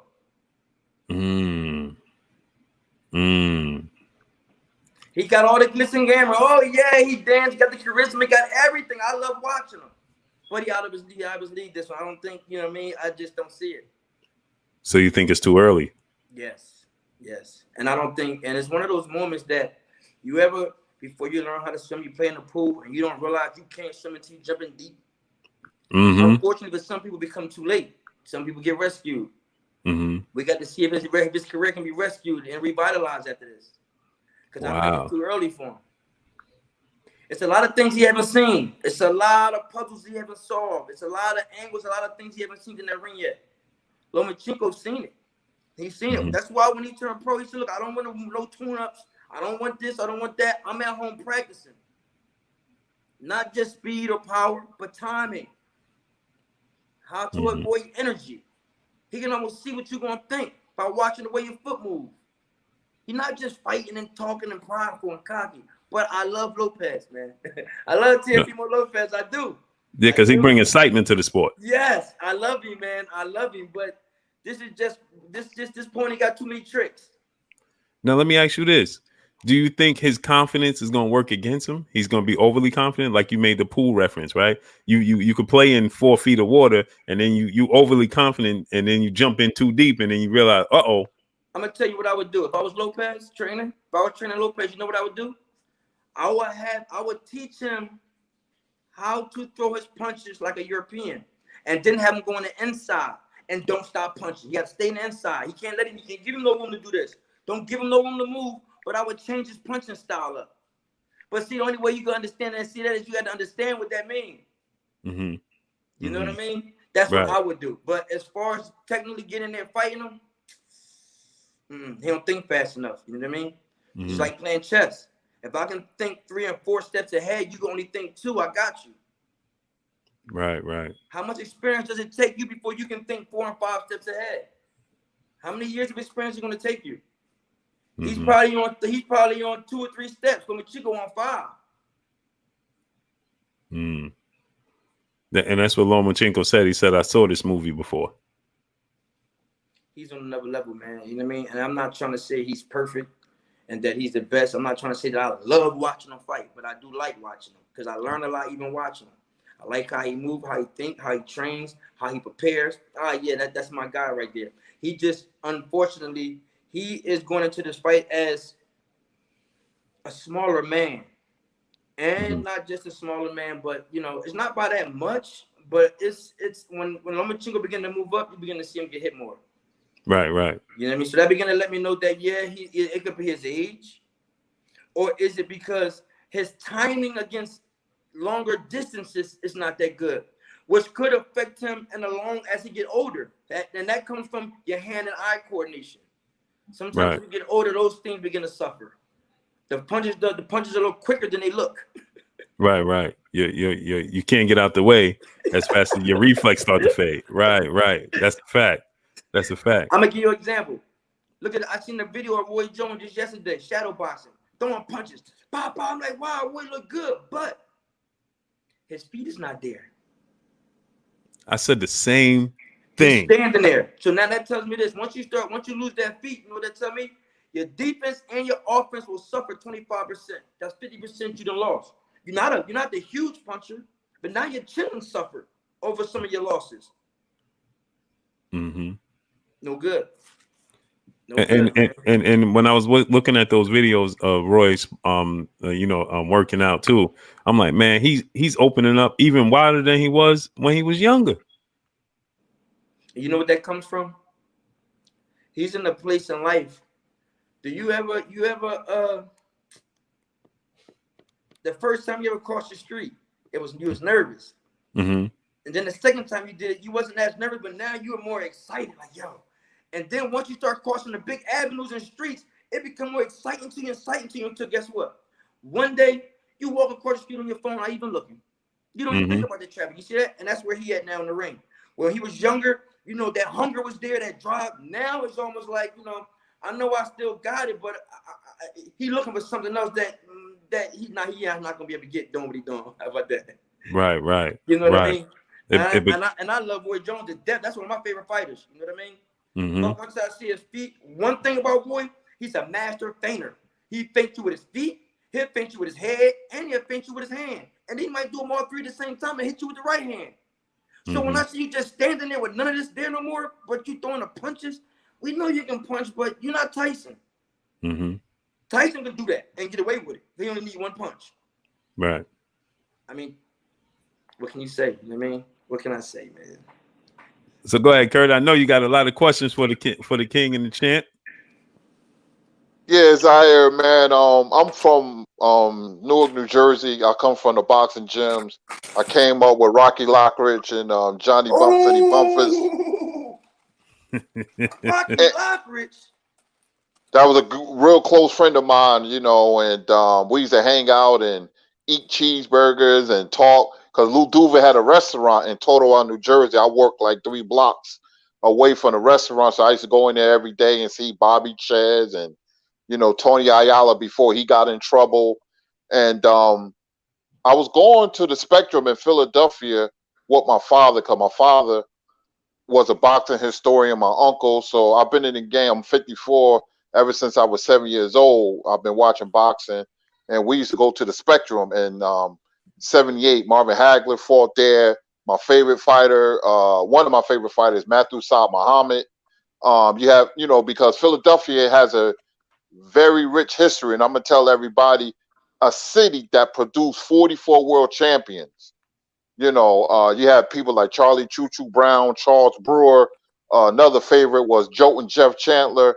I can go on and on. I can talk about the old fighters, the fighters from Camden, New Jersey, such as the Camden Buzzsaw, Dwight Muhammad Kwawi. So I have a lot of knowledge in boxing and the Philadelphia. But your career, this what stands out to me with you. You went 213-4 as an amateur, but what's more impressive, you was 14 or 15-1 against international competition. So when American fighters were struggling because the lack of experience, you excel. And and because of boxing politics, I thought you'd beat Acelino Freitas, but because of politics, they tried to make him a star because he was a big star in Brazil. So that was about politics. And the night you beat Morales, you look like Pernell Whitaker, Willie Pep, and Tippy Larkin all rolled up into one. So, that was quite of a boxing exhibition. So I know you quite well and your style. Oh, man, I'm honored, man. I'm honored, Kurt. I'm honored, brother. Hey, man, you know what you're talking about, because I don't know. I don't think you was there, but if you was at that fight, you think about where it was at. You know where that fight was at? The Morales fight, it was at the Staples Center, wasn't it? No, not Morales. Freitas. No. It was in Okay. Foxwood. Do you know where Acelino Freitas is from? Brazil. Right, and I'm from Philadelphia. You know how far Philadelphia is from Connecticut? It's right there. I know what you're getting at. So how can I blame? How can I say, damn, why y'all? You know what I mean? Money rules the world, man. They try to make a check, And I ain't crying over spilled milk, but when I went into that, I was in Foxwood Casino, right down the street from my home. This dude from another country. It took him a long time to get here.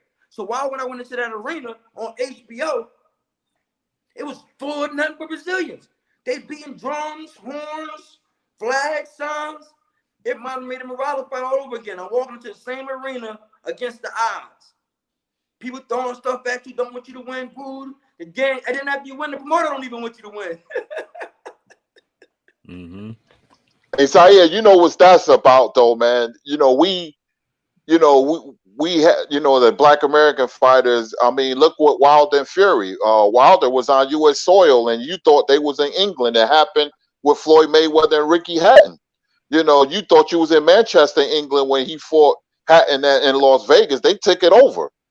So we always had to go through that ever since the turn of the century. It was all the numbers are always stacked up against us for some reason. And you have to remember when Joe Louis, fought Max Mellon, Jack Dempsey was giving pointers to Max Mellon on how to beat Joe Louis. Damn. Yep. Can't let him win. Yeah, man. It's never, nothing never ceased to amaze me, right? But it's not good, man.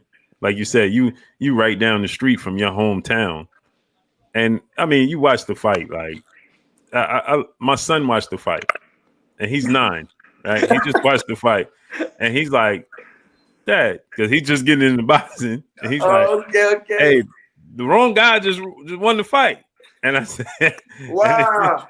This was a couple of days after I had you on the show, right? The last time, and he goes, Dad, what the wrong guy won the fight? I said, that happens. That happens. It ain't supposed to happen, but it happens. It's like, it happens. Yeah, man. It's just, But go ahead, Kurt. I know you got a lot of questions for the champ. And Zaire being a former professional fighter, and my father always told me, and he said this way back in the mid-'70s, he said, the boxing business is worse than the drug business because of the politics. And just like I said the other day, you have a fighter like Tim Witherspoon who had to give up 85% of his purse in one fight. And that's ridiculous, man. I'm glad they have the Muhammad Ali Act, but boxing needs a federal commission. Fighters need to get looked after they finish, like the NBA and the NFL. They have pensions. And I care about the fighters, but fighters like yourself, and I mentioned a lot of fighters from Philly. Man, I tell you, go back, and people in the chat, go and look at Zaire Rahim versus the great Eric Morales, and you see how bad he made Morales look. I just want the people to go see it, because, like I said, you was Willie Pep and Pernell Whitaker all rolled up and won that night. Hey man, that's an honor, man. Hey, you know how I first heard of Rocky Lockridge? I was a kid, and Lou Duva came to me and said, "Hey, you my man Rocky Lockridge." And he will always tell me that. I'm like, yo, who the hell is Rocky Lockridge? And I'm probably 15. And I would start looking at him. Like, wow. And ever since then, Rocky Lockridge has been my man. Wow, that's all right, man.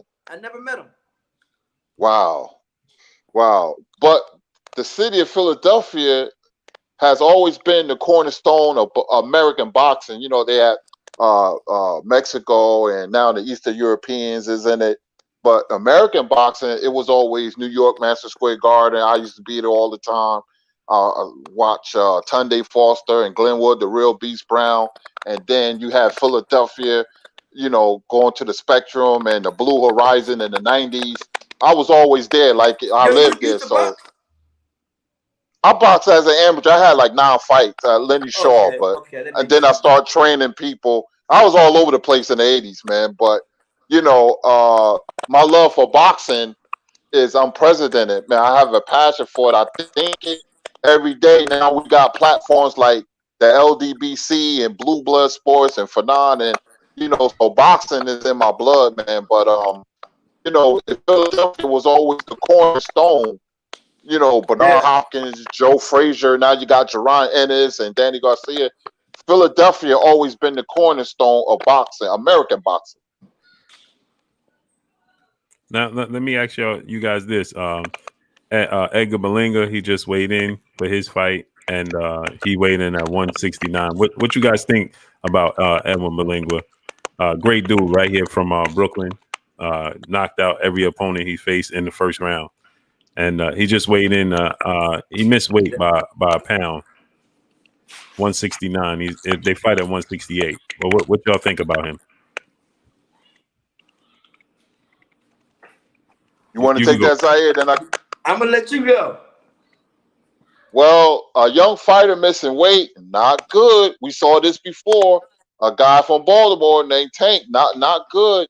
He got to have that discipline, man. It's not like your older fighter and your body's filling out.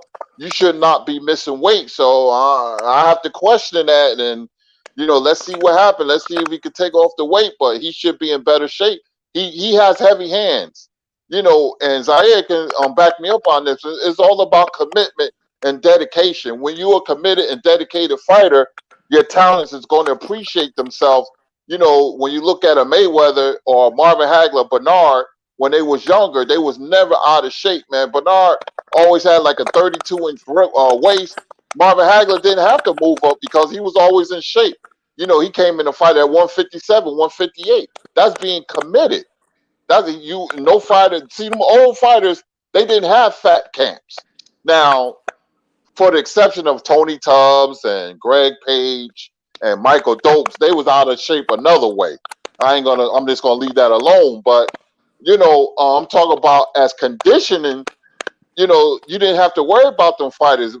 That's why Mayweather was always on his A game, because he had to eat Whataburgers just to keep the weight on. So weight does make a big difference in the sport of boxing. That's not true. That's not true. He didn't eat no Whataburger to keep the weight on. That ain't true. Floyd didn't eat. When we was kids, Floyd didn't eat. I watched him. He might eat some Twizzlers. That's about it. Twizzlers? The same thing. He would just. You gotta remember this. It wasn't too much of. You gotta think about this. Floyd did it his way and won. You say, what does that mean? Floyd went out and partied hard. Young. Floyd was a partier. He loved to party. He hung out. He loved the women. That's just what he did. But one thing he didn't do was smoke or drink. Ever. He'd be up all night, all day partying, but he didn't smoke or drink. Anything. Took his ass home, went to sleep, and went back to the gym. Now, when he was doing that, no, he wasn't eating everything perfect on the right diet. No, he wasn't. He didn't eat. When he did, he ate Twizzlers. I watched him. I was doing it with him. We lived together in Las Vegas. When we turned pro, we signed the same contract with Bob Brown. Eddie Tinkle was 14. I've known this since I was 14, all through the amateurs and the pros. He wasn't eating no damn Whataburger. That's a damn lie. That nigga was making weight just like the rest of us. He just had a smarter way of doing it because he already had a roadmap. He watched his dad do it. He watched his uncle do it. He knew exactly what was going on. So when we was fighting, we was together as a kid, he already thought 10, 20 years down the line what was going to happen. Because he watched his uncles and his dad. He already knew. I knew I wanted to go to the limits. That was it. When I turned pro, I'm like, okay, what's this? Let's get it. I want to win it. I want to be the best then, like Muhammad Ali, like Mike Tyson. But to have a parent there in your home every day, you watching this before you even do it, that's experience. That's experience with the eyes. He's not doing it, but he's seeing it. He's seeing it. If I had two kids, I had to train one of them, but one of their dad was a boxer, but the other kid was better, I'm going with the kid dad was a boxer. He was seeing it. He got more experience. He's been looking at it longer. He's more familiar with it. Things will come natural to him. Another guy, you're going to tell him to punch, step, it's going to be awkward to him. Very different, not understanding it. Mm-hmm. You know what I mean? Different ball game. And he's still eating Twizzlers. Hey, that was his thing. Get up there. Still eating Twizzlers. That's still his thing. Eating candy.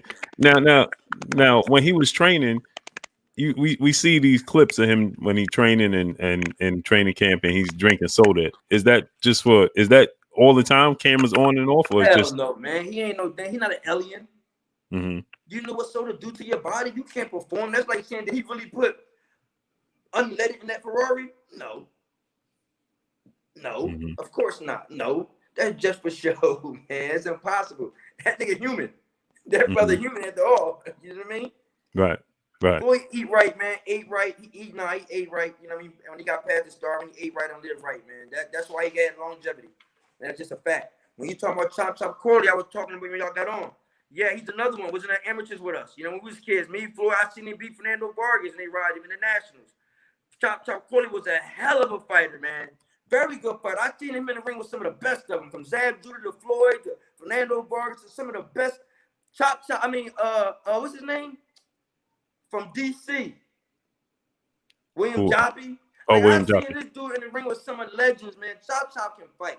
Unfortunately, boxing is not governed like the NFL or NBA, like you guys said. So there is no security, no protection. He wouldn't have no 401k set aside for him. He didn't have his taxes paid. He didn't have health insurance. He had none of that. He got his money, and if he took care of himself, he took care of himself. If he didn't go to school for finances, then guess what? Ain't gonna be no money there. So now after you done established a whole beautiful career from the amateur to the pros, you come to a point where you're saying, okay, I'm out of party too much. I don't got the title now. I need some money. I got a family now. Things is different. It used to be a sport. It's a business now. And I've been schooling off my money because I didn't go to school for finances or reading. I got here from fighting. So what do you think happened then? The promoters is going to do what? Exploit him. Hey, I got to fight. You need some money? I got to fight for you here, right here. But come on over here because I got this new kid that I want to build. Come on over here. He's like, well, how much you going to give me? 20 grand. He going to say, nah, 30. Okay, give me. And as the time goes on, guess what? Them numbers go down and down and down and down and down. And his losses go up and up and up and up. Until when you look at his record, you're going to say, he's a bum. Oh, no, the hell he ain't. He just been exploited by the game. Like a lot of fighters do. They get that position where there's no insurance, 401k, there's nothing for you. You are a dead man walking. And they do that on short notice on top of it, right? Yep. So you at a disadvantage. Salute to Mr. Kaboom in the super chat. He said, Blues, sorry I'm late, but I'm still here to see Kurt the historian pick the Lomachenko Lopez fight. We got my brother Christopher Jeanette in the super chat. He said, salute Big Blue and Kurt Anderson and special guest Zaire Rahim. Keep grinding, Big Blue. Salute to you, King. Facts. Appreciate you. Yes, sir. Yeah. And that's what they do, right? On short notice. They give you, it's like they throw you a bone, right? On short notice. Hey, here you go. Like you said, $30,000 short notice. You take the fight and you're at a disadvantage now. You ain't been training for this, but that guy you're gonna fight, he had your name and your videos in his hands 60 days prior. Right. So he's been studying and watching you. You don't know, but now here they go. They're gonna offer you a fight in 3 weeks. Right. He probably 15, 20 pounds overweight. So when Chop realized, damn, I gotta make some money. I'm gonna keep my weight down so I can make some money, and that's what he's been doing. And I can guarantee when you look at his record, probably 50% of his losses do not belong there. And probably 90% of them. After he got old and started taking it for the money, that's when he got him. But Chop fight. Yeah, he that dude he's special, man. Yeah. And he's still in shape right now. Yep. Still in shape. Yep. I was with him in Vegas, and he went running. And he this is funny. He told me he started running and he got so far he just got in the groove. So he said, man, Blue, I turned around and I'm like, I done ran too far. He looked like it. I was watching on Instagram last night on the cooking channel. Like, damn, he's skinny as hell. Yeah. He said, man, I turned around and I looked and I'm like, man, how I get way over here? He said, oh well, I guess I got to run back. I said, you ran over there? He said, yeah, I ran over there. Man, you gotta love Chop, man. You gotta love Chop, man. Yeah, Chop, that's my man. He can run too. I mean, I kick his ass though, but that's my man. Go ahead, Kurt. I know you got some more for the champ. Isaiah, remember when Chop Corley hurt Floyd and he had Miguel Cotto out on his feet? Remember that? Wait. Remember this. That fight you're talking about, I fought right before he did. I was there. Wow. And who did you fight on that card? Man, I don't remember his name, but this dude was headbutting me, elbowing me, and the referee wasn't saying nothing. Nothing. I'm looking at him like, oh, he about to get me. I had to put my hands up, man, close my eyes, and just swing into the body. Wow. And Cordy. But making a long story short, what he don't know is you don't know that when Chop hurt him, oh yeah, all the cars started shuffling. Getting out. They stopped it early. The bell rung early. The referee did this. It was no way he was going to stop Cotto. You know, I was sitting there watching, like, soon as Chop hurt him, boom, and got to jump on him, ding. I'm like, oh, they robbed him. Go watch the fight again. I was there. They got Cotto. He got Chop good. Oh, real good. But I ain't mad at him. Cotto, my man. You know what I mean? Man, I want to ask you another question. Go ahead, Blue. No, go ahead, Kurt. I want to ask you, when you upset Morales, did you feel that there was some kind of resentment towards you because you upset the apple cart? Like, people was like, you wasn't supposed to do this, Zaire, in so many words, like they had something against you because nobody seen that fight coming. Well, I had no idea. I had no idea the cards were stacked against me. I was in training camp. I went to Reno, Nevada, where Roshad Wells, may he rest in peace. He was my 96 Olympic teammate. I rented a spot from him up there in Reno, Nevada. In the desert, some darn where, whichever, it might have been in Reno or Vegas, one of them. So I went up there with my dad and my brothers, man, for probably 3 months. My own money, my own time. I went up there and said, I'm going to win this fight. I prayed, meditated, fasted, ran, trained, ate right, prayed. That's all I did. And I meditated and thought about winning. That's all I thought about. So when I came out of that camp and went into the weigh-ins and the fights and seen these posters and everything about how he's going to destroy me, I said, oh, okay, I got something for him. They don't know. I wasn't feeding my mind and feeding my spirit that for 3 months. I had no idea because I wasn't watching TV. I wasn't talking to people. I was secluded. Building my spirit and my mind. Boxing 90% mental. And when it all happened, I understand why Allah put me there. Because when I came out that dressing room, when I was in the Staples Center and the Lakers dressing room by myself, that huge dressing room, I felt like, man, I made it. I'm the man. When I walked out that dressing room into that stadium, I realized, damn, you ain't make it yet. You know why? Because it was 25,000, 30,000 Filipinos and Mexicans screaming for him to kill me, kill Burger King, man. They can't say Burger King, man. They Burger King, throwing stuff at me. And no, kill him. But I walked through every last one of them, went into that ring, defeated him, and walked back through them, and then smiled. But the worst part about it was after I won, I was excited. Yes, I'm jumping up in there. I'm jumping, hugging my brother, my dad. I'm looking like we did it. Yes. I turned around. Hey. Yo, I turned around, jumped them, tied the buff and Bob Brown. Like, yes, we did it. And guess what they did? Looked at me like, they left me hanging. They left me. I was like, yes, we did it. They looked at me like, wow. At that moment inside the ring now, just go, matter of fact, if you go watch the fight and go to the end of it. And just watch everybody's reaction after the fight. Watch how I react. And go look at Bob Behrman and Todd DeBuff. Go watch them. Then you're going to see like, damn, I'm celebrating. We did it. I'm signed to them. We together, right? We did it. Nah, you ain't do it. We ain't do nothing. And you did it all right. After that, they offered me to fight Jose Cotto in Puerto Rico. I turned it down. I said, why would I go to Puerto Rico to fight Jose Cotto? That don't make no sense. I'll fight him here. Right. Oh, you banned the fight. You don't want to listen. We offered you a fight and you turned it down. On the shelf I went. Wow. Wow. What else going to do? Again, I got there by fighting, not by reading. So when I'm signing them contracts, you know what I mean? Nah, them dots wasn't connected. So that's why I was able to do that. Take my career and say, no, you're not going to take this victory and go off. But I can tell you this, you can't hide the truth. You can cover it up. You can throw poop on it. You can do everything you want, but you can't hide it forever. They're going to see me. Trust me. They're going to see me. I left something on the table. I ain't going to do it myself. I'm going to put it in another fighter and go get it. And they're going to look me in my eyes and realize you can't hide the truth. So Teofimo and Lomachenko, they both made weight. And they couldn't hold it back, right? They took off the mask and just ran face to face. Damn. They snatched off the mask and just went just face to face, man. Oh, so, I can't wait, man. Yeah, this is exciting, man. It's exciting, man. Yeah, I can't wait. So right, so now, like you said, man, the business of boxing, for the people that don't know, man, just how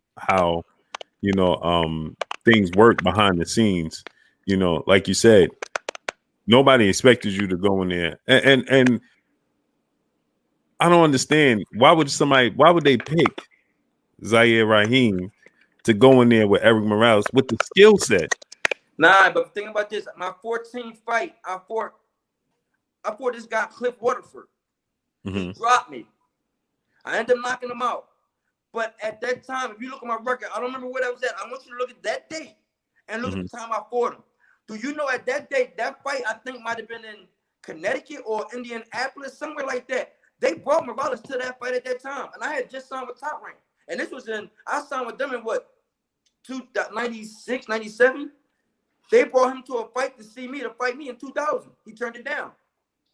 Wow. Is that the fight, Zaire, where you knocked him out in the 4th round? Clifford Waterford, yup. Eric Morales was at that fight. I think you knocked him out in the 4th round. Cameron Duncan brought him there to meet me and say, "This is who you gonna fight." He said no. And I only know he said no because he said in the article I read. Wow, because he said that style he didn't feel comfortable with. Right. But look how long it was before he fought me though. I remember I signed with Top Rank coming out the Olympics with Floyd, and then we had a disagreement and we went our separate ways.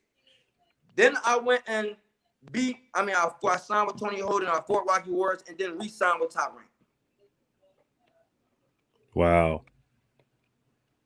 See, so that like you remember that's what they did with Floyd. Remember they brought Cotto was at Floyd's fights for when he fought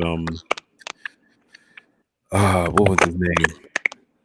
Remember they was making the fight for Floyd and they brought what's his name? Let me see his name. But Floyd was fighting him and they brought Cotto was sitting ringside and Bob Arum said that he wanted to see how Floyd meshed with his style to be able to gauge how Cotto would mesh against Floyd. Was that Henry Brucelis? Henry Brucelis. Right. Matter of fact, he beat Zad. Yep. And when Floyd beat him, they didn't make the Cotto fight. They went into a different direction. And remember, Henry Brucelis and Cotto was close friends too. And Cotto was they spar together. That's a good memory, man. You're right. And so I tell people all the time when they say, "Hey, Floyd ducked this person. Floyd ducked that person.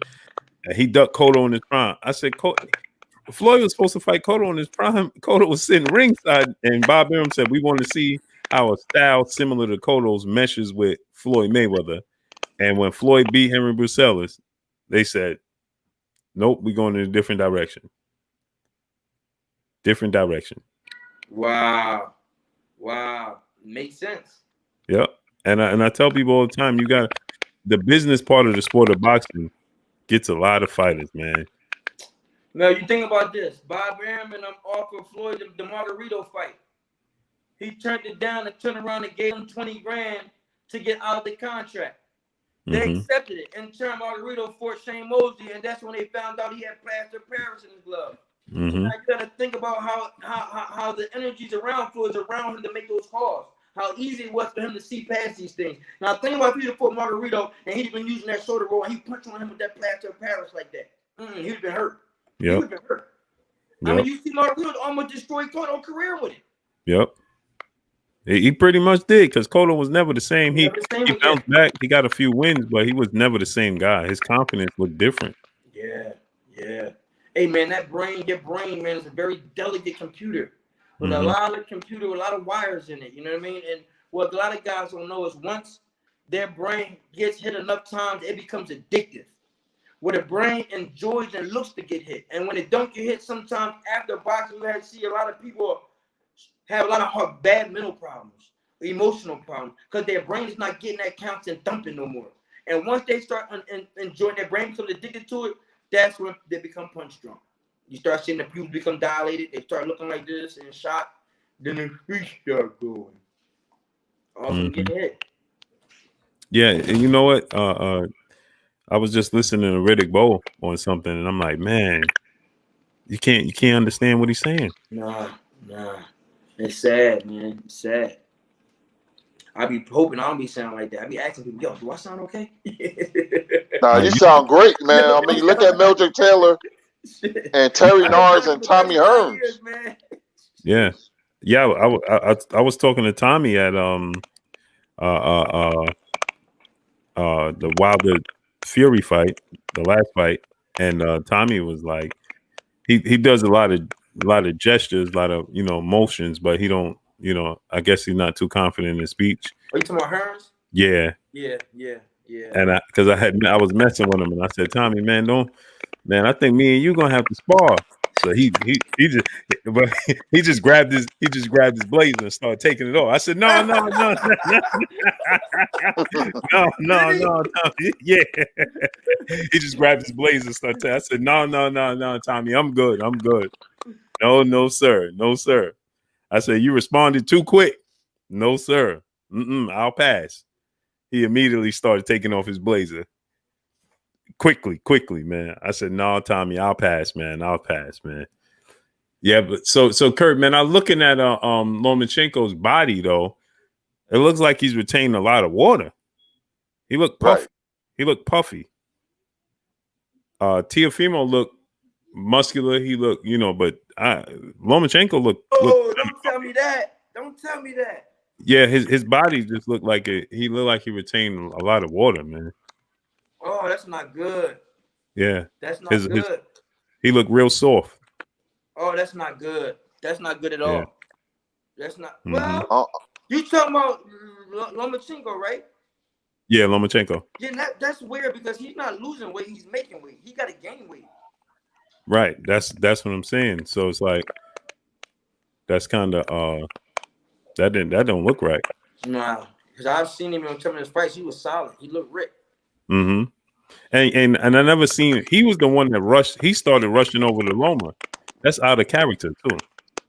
He's never the one to be the aggressor. Yeah, well, he upset. You know what I mean? Ain't nobody never disrespect him like Lopez. He called him a bitch. He ain't got this. Lomo's taking it personal. Yeah. No, do you think that'll work against Loma, or he too experienced for that to work? Too experienced for that. He understands it because if you I heard watch the video, they said, "Are you gonna punish him?" He said, "Listen, I'm just gonna win. What you think, Kurt? If I looked at the weigh-in. If I was Teofimo, I go right to his body early on. I go right to his body because I like I said, with Eastern European fighters, you put pressure on them, you back them up, you don't let them come forward. Teofimo should mix up his attack, go to the body, fight mid-range, and up and close. That's what I would do. So it's going to be very interesting because in boxing, a high-profile fight, we can say this and we can say that, but when that bell goes ding in the first round, everything changes. I want to see the nerves of Teo because this is his first huge fight. And like Floyd said, when you're under the big lights, things are different. So I can't wait to see, man. I'm anxious. And listen, check this out, fellas. I just realized this is a massive fight, but they got a total combined 30 fights. Wow. They got 15 fights apiece, combined 30 fights. Wow, yeah, it's not a lot. Nope. that's not normal for a fight of this magnitude. No, Loma's 14-1, Teo 15-0. Yeah. 15-0 for Teo, Loma's 14-1. But like you said, Loma, that makes sense why I ain't on pay-per-view, I guess. But like you said, Loma's amateur background is extensive. Listen, the quality of the experience is different there. It's like night and day. Mm-hmm. Now, I want to ask you a question. Another fight that's my sources told me that's in the works actually is Clarissa Shields and Layla Ali for 2021. they found there's an investor that's willing to put the money up, according to what I'm hearing. What y'all think about that fight? That's huge. It's too late for Layla Ali. I mean, only certain fighters can take 2 or 3 years off. Mayweather, Leonard, Ali, and come back effective, man. Your reflexes is shot, and your legs it's not the same. And Clarissa's been fighting; she has age on her side. I like Shields in that fight. Layla Ali. Nah, how long she been out the ring? I mean, nah.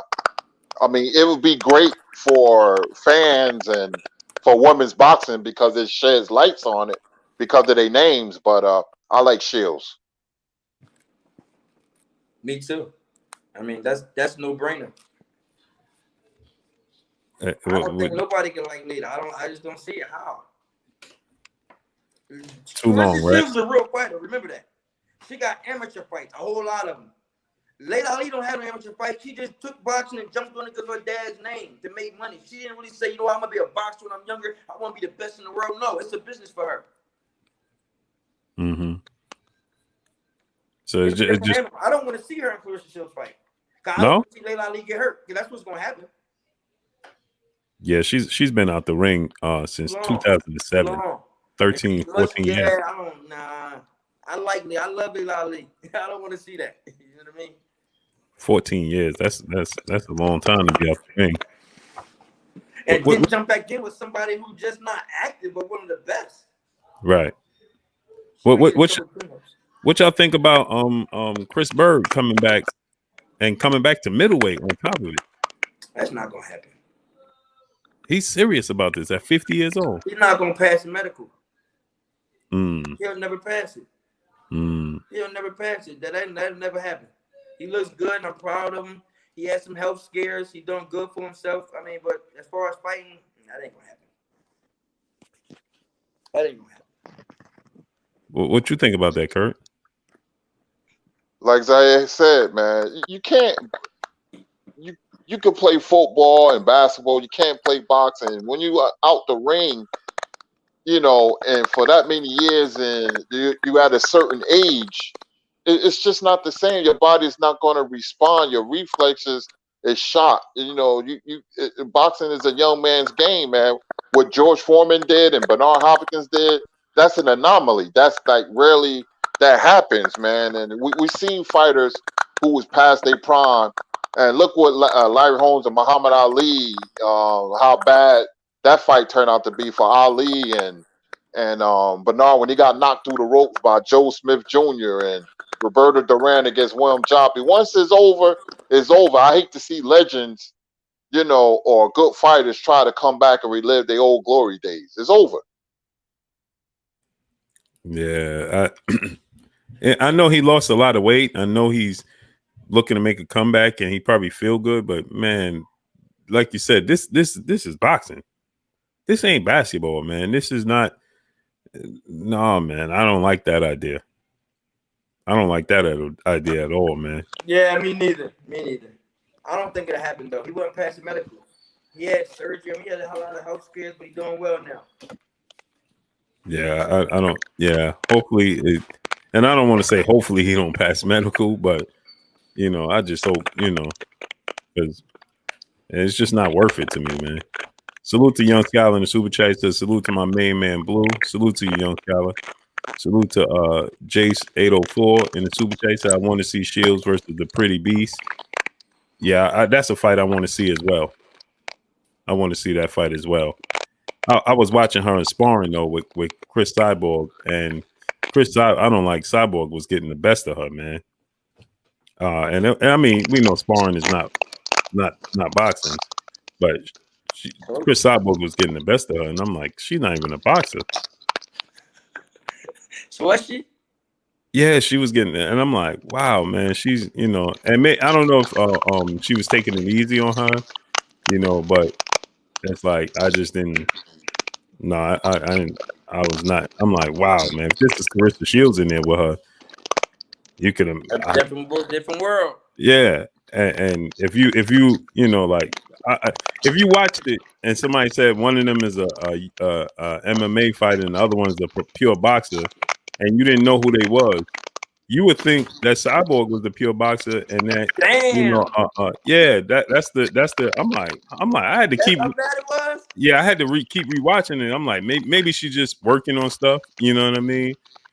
I don't know, but I didn't like how I was like, no, I don't like that. Goldie Boyley, salute. Sons of the Times, TVHQ, salute. Yeah, I wasn't in favor of that. So what y'all think about Loma though? His body being soft like that? I have to see it. I mean, to me, it sounds like he might have water in between his skin and his muscles from dehydration, and then fuel back up. But if that is the case, then that means his timing will be off, his coordination will be off, and he's gonna lose. Because Lopez, if he coming in like that and he looking like that, if he dehydrated himself, he gonna have a rough time. Because Lopez gonna have to bring it. He ain't gonna sit outside him. And you think Lopez gonna box him? Right. No. Do you? Nope. Which wouldn't be a bad idea if he got the reach. If he can out jab him. Right. If he can beat him like Ali on Sugar Ray Leonard. Man, I'm like, I hope we get the best version of Lomachenko possible, because we never know what fighters are going through. All we see when we see King Zaire Rahim get in the ring, all I know is the skill set that I know he had. I don't know what took place, behind the scenes. I don't know what injuries you might have. All I know is this is the skill set. It's almost like we look at y'all, right, as robots. You know what I mean? It's I look at I see your skill set right now. I think you got the same skill set you had 20 years ago. So if you got in the ring, I mean, even though I know you're older, even though it's just just as a fan and just as a journalist. I feel like it though. I'm in shape. Right. You know what I mean? So you know, homo, I'm in shape. Nigga, I'm ready. I'm ready. You know what I mean? Facts. But it's just like when you guys get in the ring, we expect to see the best version of you. It's like we dismiss the fact that you're a human being and anything could happen in life. You could have a bad day just like anybody else going to a 9 to 5, but we don't see it that way. You know what I mean? That's true. I truly hope we get the best version of Lomachenko, man, because obviously as a fighter, you're never going to go in being a warrior. You're never going to go in the fight ain't going into it saying this hurts, that hurts, I can't do this. You're going to tell the world you the best. You at your best right now. That's right. I don't have too many concerns.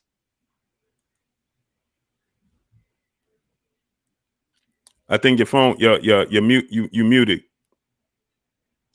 Hello? Yeah.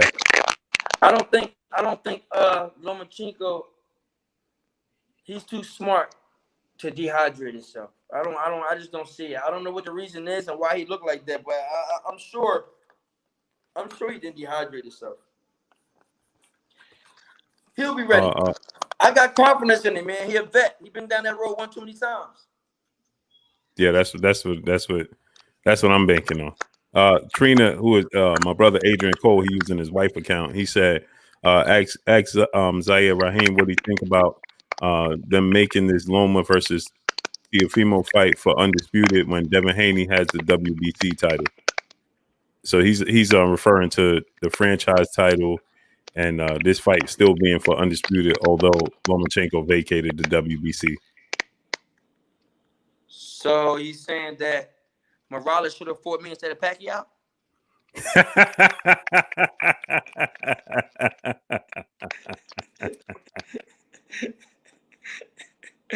I mean, Pacquiao should have fought me instead of Morales. That was the tournament. Right. That's what he's saying. Right. Things don't change; they repeat themselves. Yeah, it's been done already 100 times. This is a fact. Ain't right, but it's gonna keep on doing it until somebody make a change. Right. Now, how unless we get somebody to govern the sport. Al Heyman done started off already. Al Heyman done a great job for us. Mm-hmm. He did. He really did. What do you think? I know you have to think it's too many belts in the sport, right? Too many belts? Yeah. It's too many champions. The WBA got 4 champions in one weight class. I mean, you got to remember this. Yes, it is. But then again, it ain't, because that's how they make money. If you take the belts out of boxing, then it's gonna lose a little flair. You know what I mean? Them belts is what make it. Even when as a promoter, if you do a show, in order to bring you the most extravagant, realistic world championship fight I can do is call the WBA or the WBC and get one of those belts that's not a world title. If I can pay for it, okay, cool. It's all about money. It's all about money. As far as the sport itself, I mean, yeah, of course. You know what I mean? I don't want to be in a tournament with 10 guys and 5 belts.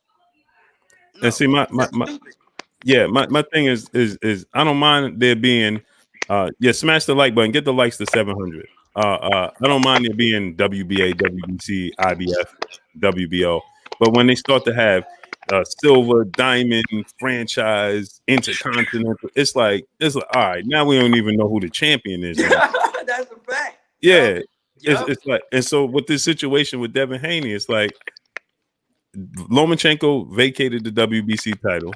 Haney fought for the vacant WBC title. He won the belt. Now he's Lomachenko's franchise, and they said, well, franchise is just a title. It's just an accomplishment. It's just a trophy in a sense, right? And you can't lose it. You can't win it. It just gives that fighter the ability to move throughout the sport, not having to have mandatories, but could pretty much pick and choose when he wants to fight. Yeah. And but then now they changed the rules again. Now they're saying if Teofimo Lopez beats Lomachenko, he could be franchised. So he never even participated. So Loma won the belt vacant from Luke Campbell. Yeah. So Loma won the belt vacant from Luke Campbell, right? Never. This is the first time he even fought for the WBC title. He never defended it. He vacated it. Now Teofimo Lopez has never even fought for it, but he could win the franchise title and never have to fight a mandatory. So it's like now Devin Haney is never going to get his opportunity to prove that he's the real champion because they don't have to fight him. So I'm gonna tell you what that shows me. That tells me that Devin Haney and Gary Russell might be in the same boat. Unless Devin Haney's dad, well, no, they're not in the same boat because the difference is Devin Haney's father, man, he's a very intelligent and he knows what he's doing. He's moving his son. He got the money, he got the understanding. But when you are in a position and you are so smart and you are so good of a fighter that you lock your career down and only you don't have a promoter, your own promoter, your own manager, who wants to deal with you? Mm-hmm. Who wants to? Why? Ain't nobody making money with you. So who's gonna move you? Mm-hmm. Who? Why do you think when they say, okay, no, we're gonna do the Morales and Pacquiao fight anyway? Why do you think? Because the kid from the inner city, he got a lawyer over there, and they're gonna want more money. What was their explanation to you for that? It was just a joke. We said it, but we didn't put it on paper. You didn't sign nothing. We didn't sign nothing. Right. We didn't sign nothing. I mean, it just was supposed to be. I'm gonna tell you something, man. Do you know they and when listen, it was a tournament we were supposed to fight. They didn't fight. We didn't fight. They went on to fight. And do you know I was at that fight? I went to it. They didn't even invite me. I was in a nosebleeder. I bought a ticket for $300. Wow, you got to be kidding me. Watching it, and I'm watching Top Rank and introduce some fighters in the ring, this, that. But I'm sitting in a nosebleeder like this watching. You got to be kidding me. My right-handed guy, my mom. I went to the fight. I took my wife with me. I was in the nosebleeder. We sitting there and I'm watching it just like this. They're introducing fighters in the ring and that, and I'm thinking it was gonna be a great event or something. You know what I mean? Like I'm gonna go there, I'm gonna call them out. But what I didn't know is I can't call them out because the only way you can call them fighters out is the promoter got to put you up there. The promoter got to say, listen, we want to do a press release. We want to do a come to the fights. I want you to call him out. We're gonna do this. Okay, we understand what we're gonna do. Okay. Nah, I put my own tickets, money, went to the fight. Come on, I'm gonna go call him out. I couldn't even get close to him. Wow, you can't make this stuff up. True story. I couldn't get close to him. I was in a nosebleeder somewhere.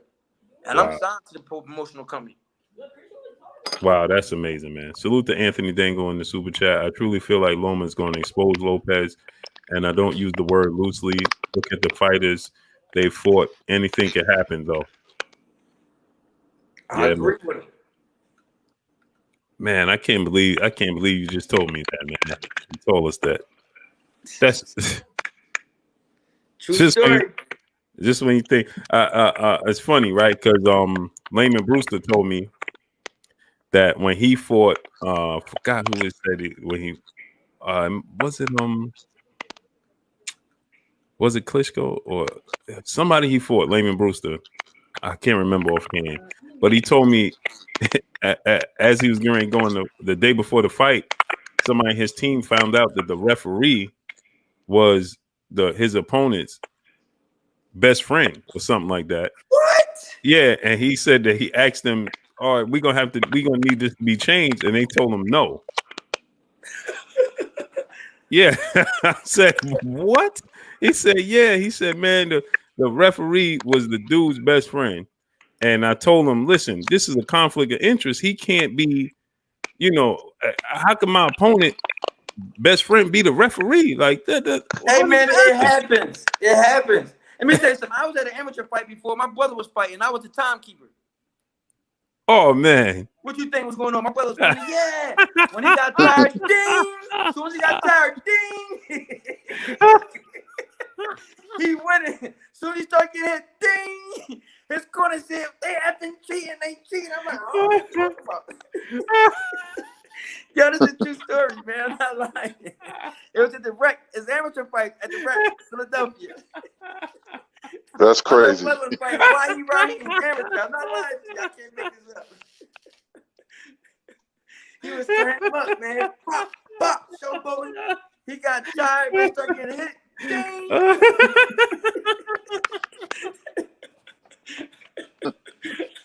Only in boxing. Only in the sport of boxing, man. Oh man, only in boxing. Hey, do you know, even after the Fred's fight, I'm at the weigh-in. Do you know he came to me, gave me, shake my hand, tried to give me a hug, and give me a bottle of water? No, he didn't. You think I was gonna drink it? I look at him like, "Come on, big dummy, I'm from the hood, man. Why I look like you?" You know what I mean? And guess what? I ain't gonna lie, that water looked like diamonds. I'm like, my mouth was dry. I wanted to drink it so bad. I just had to wait. I'm just going to wait for that. Nah. Because I listen, Rodney Moore, Machine Gun Garris, Choo Charlie Brown. These pros used to tell me stories like that. You know what I mean? They could do to their opponents. Right. So, I was really quick, man.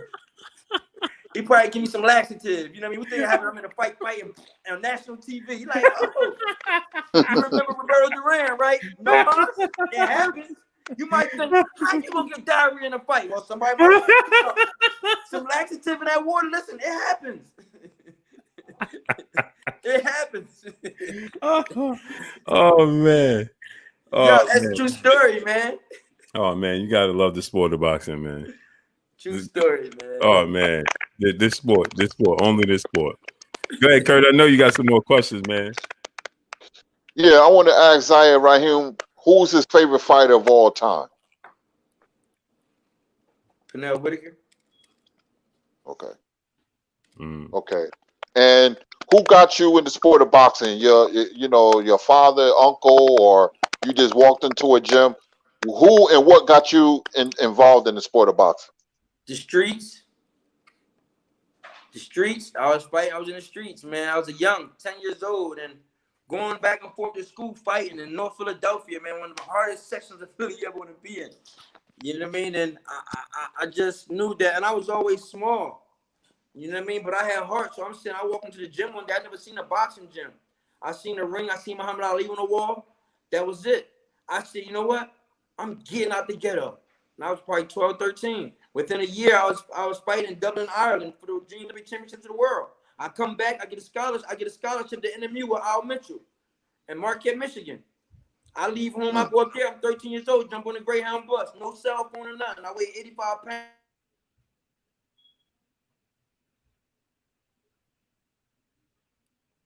You went out.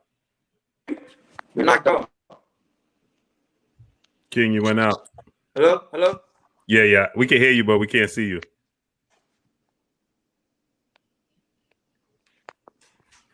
You there? Yeah, I'm still here. I don't know why the camera ain't coming on though. Yeah. It's just black. It's just we black. can hear you. We can hear you. Yo, so I went to Marquette, Michigan. You know, up there with Al Mitchell, the '96 Olympic head coach. And hey, man, all I know is I left home and I ain't never went back. Never went back. I left home at 13. I never went back home. Wow. Let me ask you: are you close with a lot of Philadelphia fighters? The names you mentioned, Rockin' Rodney Moore and Charlie Choo Choo Brown, and maybe you can name some others. Are you friends with them, or do you still every see last them one today? of them. Jaron Ennis. I mean, his dad, his brothers, his whole family. You talking about BY, Brian Jennings, Jaron Ennis. I mean, Hart, Jesse Hart, Danny Garcia, Tevin Farmer, Cool Boy Stephon Fulton. Mm-hmm. Yeah, they're my boys. That's my squad. That's gang. Mm-hmm. Man, Philly got a lot of talent, man. Yeah, you know, Stephon Fulton next up. Mm-hmm. I mean, you got J-Rock. You know what I mean? You got some. You know, we got some killers. Mm-hmm. Go ahead, Kurt. No, I was going to say, man, it's been like that. Like I said, ever since I was a little boy, man. I was like, I don't know what's going on in Philly, but y'all produce some great fighters, man. Hey, man, God, it's a boxing on every corner. Every corner. Sure do, man. Legendary. If you're in a boxing gym, you're going to see boxing gloves outside and everybody fighting. Everybody know how to fight in Philly, from the women, the boys, the girls, the men, the women, the addicts, the non-addicts, the pastors, the imams. Everybody know how to fight. I promise you. Man, yeah. That's the way it is, yeah. And guess what? They all act like it. Everybody in Philly got the character like that. Just mean, just, you know, everything just hard. But when I came to Atlanta, man, and seen Southern hospitality from my own brothers, man, it was a different world. It was a different world, man. You know what I mean? A brother hold the door open for you and say, "Come on, my brother, come on in." Not somebody looking at me talking, "Man, what the F you looking at, nigga? What's up? What?" Nah, it's just different. You know what I mean? Why you stepping my sneaker? Bow. Like, hold on, man. Just a sneaker. Damn. Right. Facts. It's different, man. It's just different. You know what I mean? And I grew up in that, so you know what I mean? It's man. I wouldn't want my son to go through it. Any of it. He don't even box. Mm-hmm. He don't even box. I wouldn't want him to box. He don't have to. Wow. If he want to, oh yes, much obliged. Let's go, champ. You know what I mean? But I didn't put gloves in his hand when he was a baby and say, "Come on, champ, this is what we're gonna do." Had I did that, guess what? He'd be boxing right now. But he don't need it. I did it, so he ain't got to do it. Mm-hmm. I don't want to see him get hit. Mm-hmm. I was trying to wait for. I was waiting for Chop Chop. He said he was coming on. But did he? What happened? Yeah, I'm still waiting for him. Matter of fact, Chop Chop son fight. Yeah, little Chop Chop. Mm-hmm. Yup, little Chop Chop. I get a lot of stuff from him. I get I support his brand and get the he got the gloves, the boots. Mm-hmm. Yep, yeah, boots. yeah. Mm-hmm. Man, Chop Chop better come on, bring your ass on here. Yeah. He said he was coming, but you know, I ain't gonna need to get on. Yeah. So what's your thoughts on Jerron Boots Ennis though? Because I think he got next, man. That dude got his talent. When you say next, what does that mean? The face of the sport of boxing. Oh, I mean, yeah, of course. But I mean, no, I understand that. We all can say that. I'm saying when you say the sport of boxing, I mean, who you see him fighting, who you see him winning, you know what I mean, beating? Do you think? I think it's too early for a Terrence Crawford Errol Spence fight. Do you think it's too early for that? I mean, you said he's the future, so you got to be able to see him beating somebody. You said it. Yeah, I mean in the future, not right now though. Right now, like you said, with Lomachenko. No, he's at that point now. He's at that point right now, not later, right? Jaron Ennis got so many fights and knockouts. He has nothing else to do but fight somebody. I mean, what else? You know what I mean? He got the goods. Right. It ain't nothing else to see. Ain't nothing else to see. Right. What he 28-0, 20 knockouts, 28 knockouts, something like that. 26-0, 24 knockouts. You see what I'm saying? What else is to see? Right. How many more knockouts when you say he's ready? It ain't nothing now, but he's in a waiting tank. It's just him proving himself now with a name. That's it. He got enough fights, enough knockouts. We done seen him. He's a hell of a fighter, one of the best in the world. Now we just got to, you know what I mean, go on that next level. That's it. But I trust his dad's management and him and his manager and his dad. They move him. He got some good handlers, so you know what I mean. It's gonna happen. Yeah, he's coming back. He'll be fighting December 12th. They was looking to fight. His father was saying he wanted to fight Formella, the guy Sean Porter just fought, because he wanted to prove that they could do something Sean Porter couldn't do. He said he said they were looking to chase down everybody until they give him an opportunity. He said he's going to chase down all their opponents and make a statement with their opponents, their last fights. So he was looking to fight Formella, but Formella said no, he's going in a different direction. Well, I'm gonna tell you this. That I understand what he's saying. I understand that, but a lot of times, man, all it takes is money. You understand what I'm saying? What I mean by that is this. I was in the same situation with promoters telling me, oh, man, nobody don't want to fight you. Nobody don't want to fight you. And you see fighters saying that all the time. Remember this. It ain't nobody don't want to fight you. It's because your handlers might not be putting up enough money. So now if you keep going to cheat route until you 40, 50 and 0, somebody got to fight you. You know what I'm saying? But if you spend that money, somebody going to fight you. Right. Somebody going to trust me. If you spending that money, somebody going to fight you. You ain't going to have a problem getting an opponent. So I'm spending, you know what I mean? Now, when you talking about fighting for, you know, unified world championships and options and things like that, then things become a little more hectic. Yeah, a little different, a little more challenging. You know what I mean? But in the most part, man, if they paying them, they promoters and they managers paying them, getting that money together, listen, you can fight whoever you want. Trust me. If Sean Porter had a fight and he ready to make $2 million, and your manager come there and say, I'm gonna give you 2.1, they're gonna take that 2.1.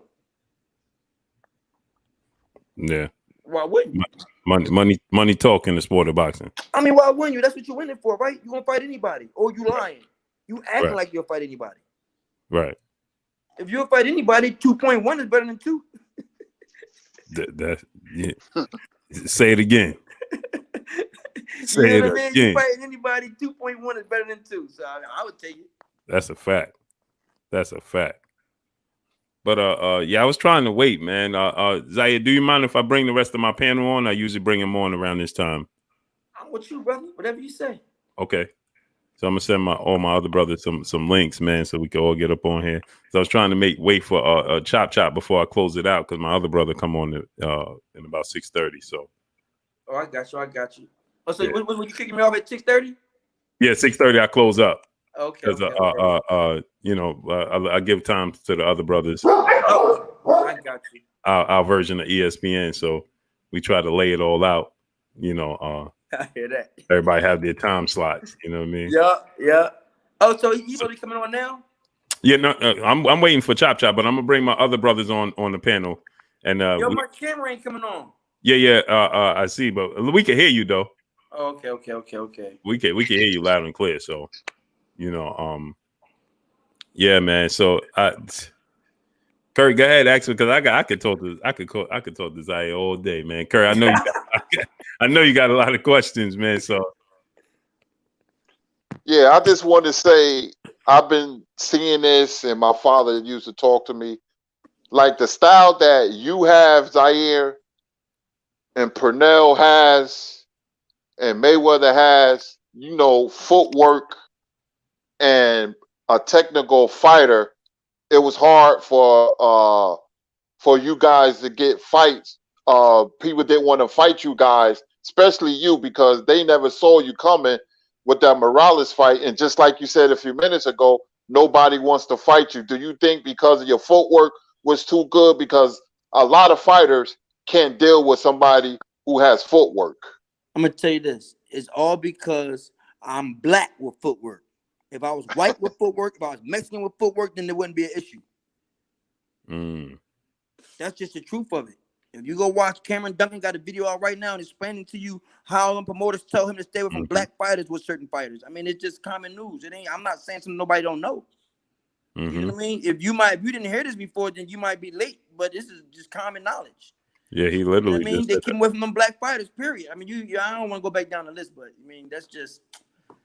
Yeah, I mean, that's just what they do. And guess what? If you can get if you want to build your house tomorrow, and you say, "Damn, where can I get the cheapest labor from? Where you gonna go get it from?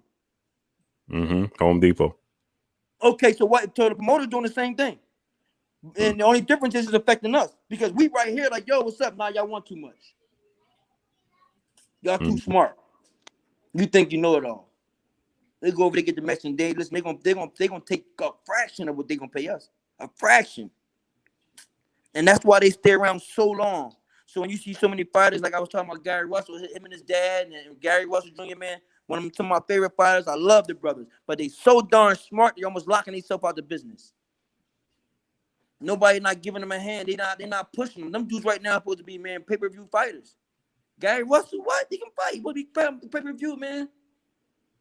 No reason he ain't. It's because sometimes we can be too smart, and that's just my personal opinion. You know what I mean? I don't know, about business, but when you got somebody with all the ingredients for all the ingredients for a cake, you say, "Where's the cake?" Make the cake.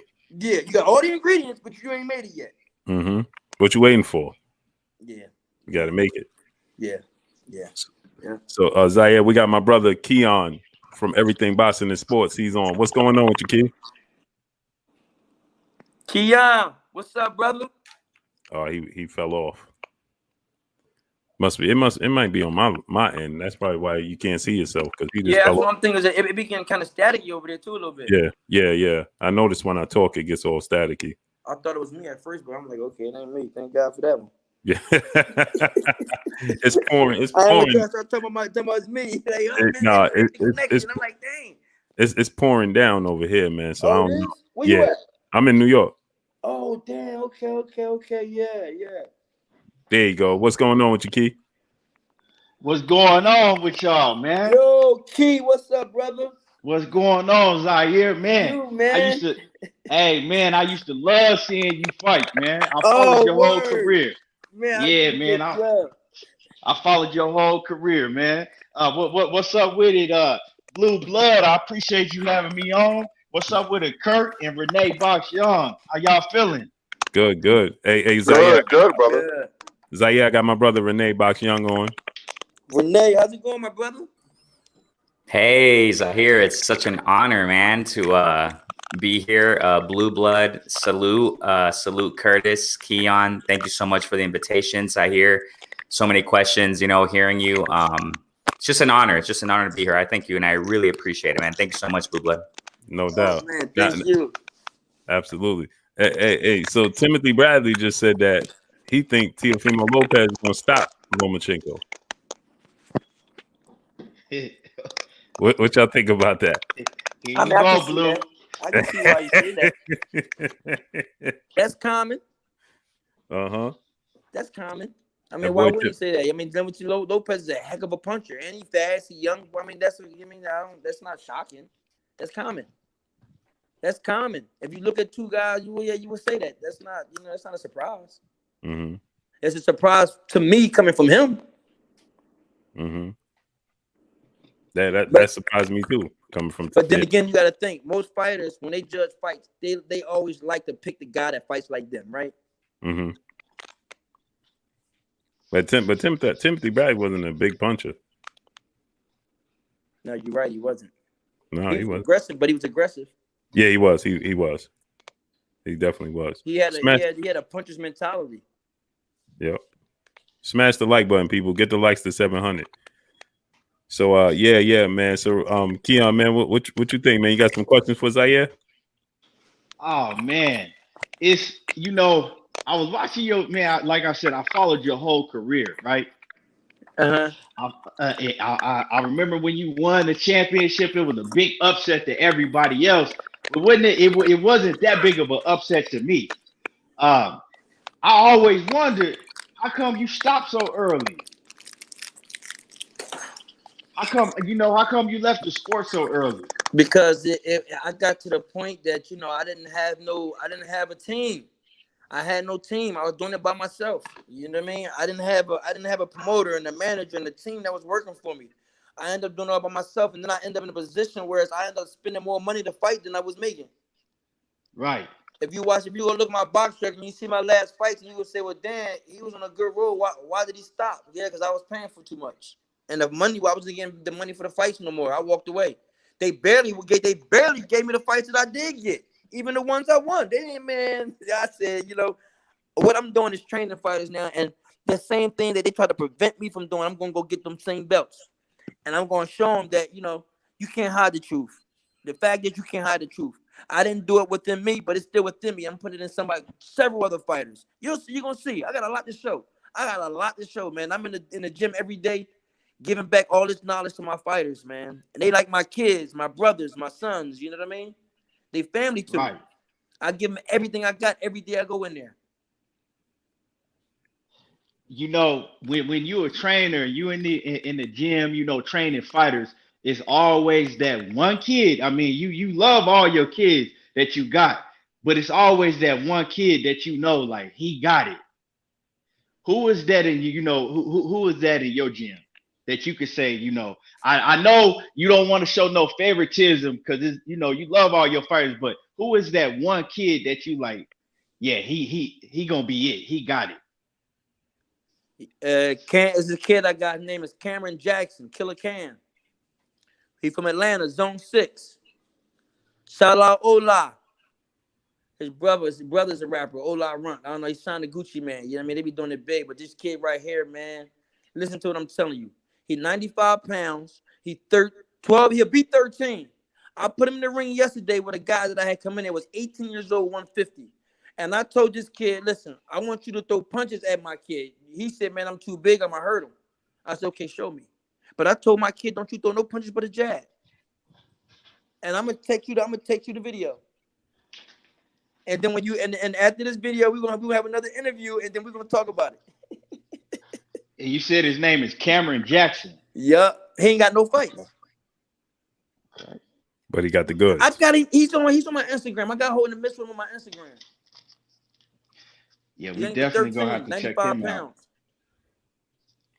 He's gonna start fighting. Probably the next tournament come up and put him in. We winning everything. This kid gonna win everything. Watch what I tell you. Remember that name, Killer Can. Now, do you find as much joy training as you do fighting? No, when I first went into the gym, and as a trainer, I went into depression. And I stopped going to the gym because it was hard going into that gym every day for 35 years, giving everything I got, and then walking there one day and I gotta give everything I got to somebody else. That was challenging for me. Mm-hmm.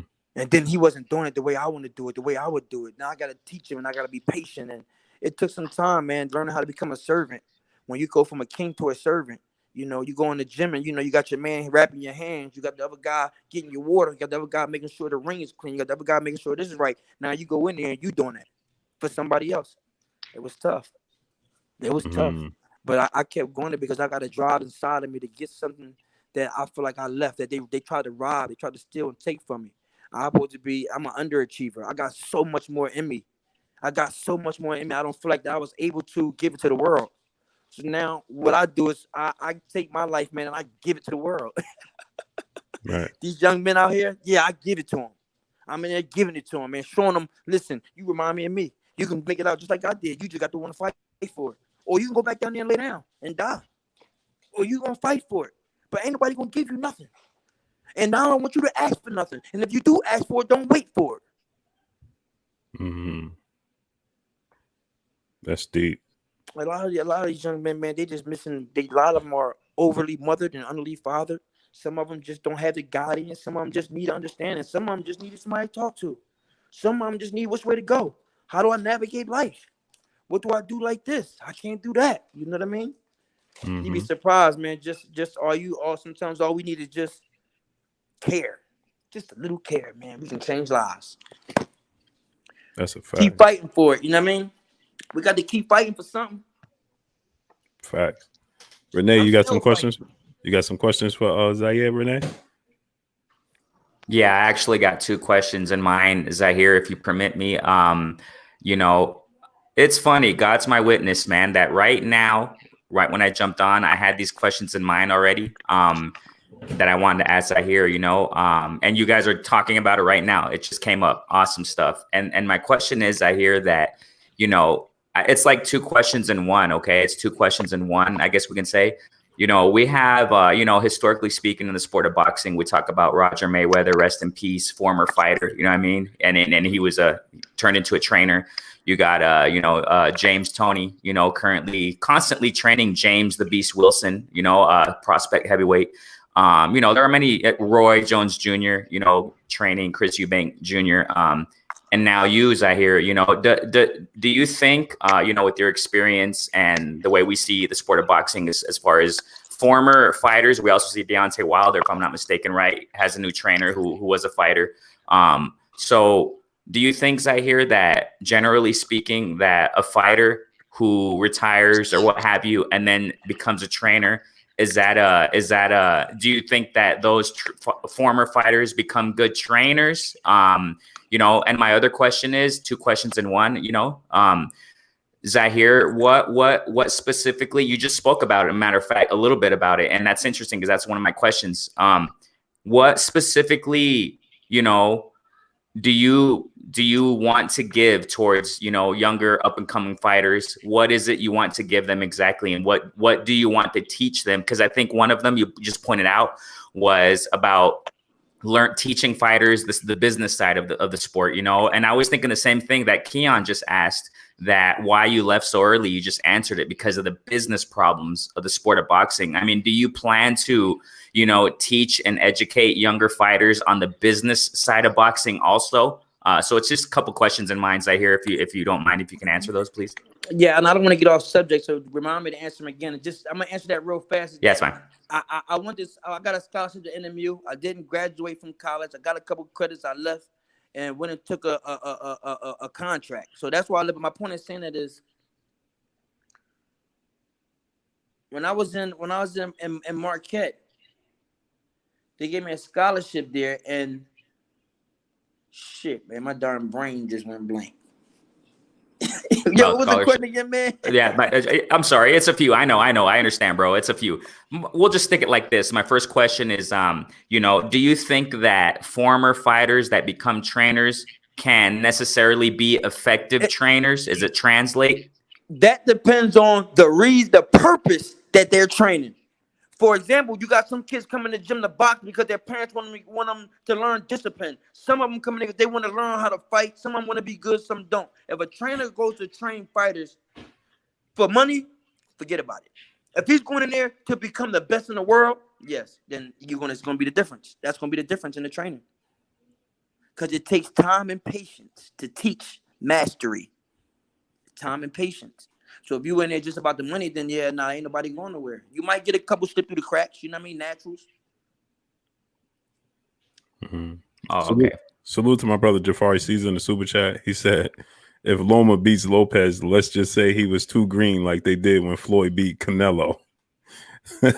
And Sterling Garrett in the super chat, he said, salute Blue King Zaire. I am from the A. Where's your gym located? Buckhead Fight Club. Buckhead Fight Club. Yep. Yes, sir. It's in Buckhead. We got my brother Stormy B Man in the building. What's good, Stormy? It's my brother Stormy B Man, Zaire. Stormy B, what's up, brother? Hey man, what's good? Salute to everybody. Thanks for sending me a link, Blue. I'm sorry, I just finished up dinner, bro. No problem. No problem. Sound like fun. Salute to everybody out here, man. Salute Zaire, man. How you doing? Good, my brother. Good to hear from you, man. How are you? I'm doing just fine. Good. You got a follow-up question, Renee? Yeah, this is my last one, man. This is my last one, bro.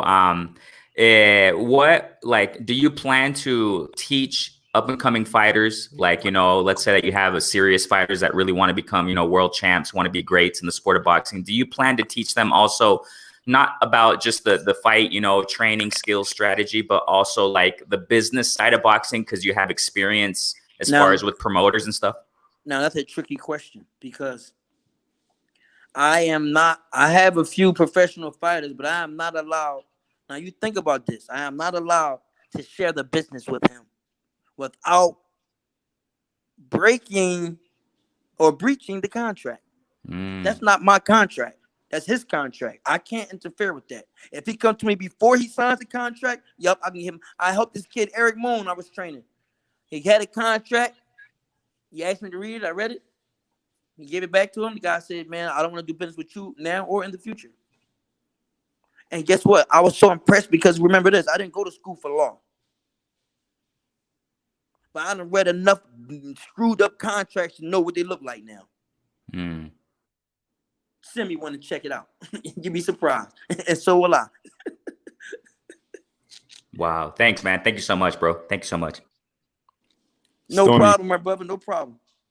Storm, you got any questions for Zaire? Stormy Storm. My question is, as far as working, I understand you're going to be training, right? Yes, sir. Okay. What is your approach? And forgive me if I didn't hear, because like I said, I was having dinner just a moment ago, so I wasn't listening in while dining. What is your approach and philosophy as far as, not necessarily having guys fight in a manner or style like that you may have presented? What is your approach as far as do you have a sense of being leveled with offense, being, taking that initiative, or you having guys with a philosophy of getting a feel for what they have and then being more diverse in responding, or being defensive, meaning working off of countering? What is your philosophy and your approach? My philosophy, my approach is the same it would be if you went and talked to a choreographer. The first thing you want to work on is not your head or your hands or your arms, but your feet. The first thing I do with my guys is teaching the feet. I don't take a guy that come in my gym that has anger problems and teach him how to box. I don't take a guy who's passive and teach him how to go forward. I take them and let them become who they are. I give them the basic fundamentals of stepping and punching. Who they become after that is on them. I don't force anything on them. I don't force them to be a boxer or aggressive, but they will master both. Excellent. Footwork is the beginning of everything. Having that balance down. I look at the fighters of today and I see so many of them that are lacking the foundation of things. We had someone recently speaking about, well, if I have a better feel of holding my hands lower, being able to feel, I feel I could see things better or whatever. But if you don't teach a guy how to keep his hands up to begin with, he's not necessarily going to be practiced in doing that down the line. You're 100% correct. And I always tell my fighters, if you in here and looking for something that feels good, you're in the wrong place. Absolutely. Ain't nothing going to feel good. The truth is the truth, and the truth ain't going to look good because everything you was doing before, it ain't the same. It's just not. When you mastering the art of boxing and doing it correctly, everybody say, this don't feel right. When you stepping, when you walk, you put one foot in front of the other. So when you come in the gym and got to learn how to put the left foot before the right, each and every time, that's challenging. I agree 100%. And also, I really agree with what you were saying about how they're going to become who they are.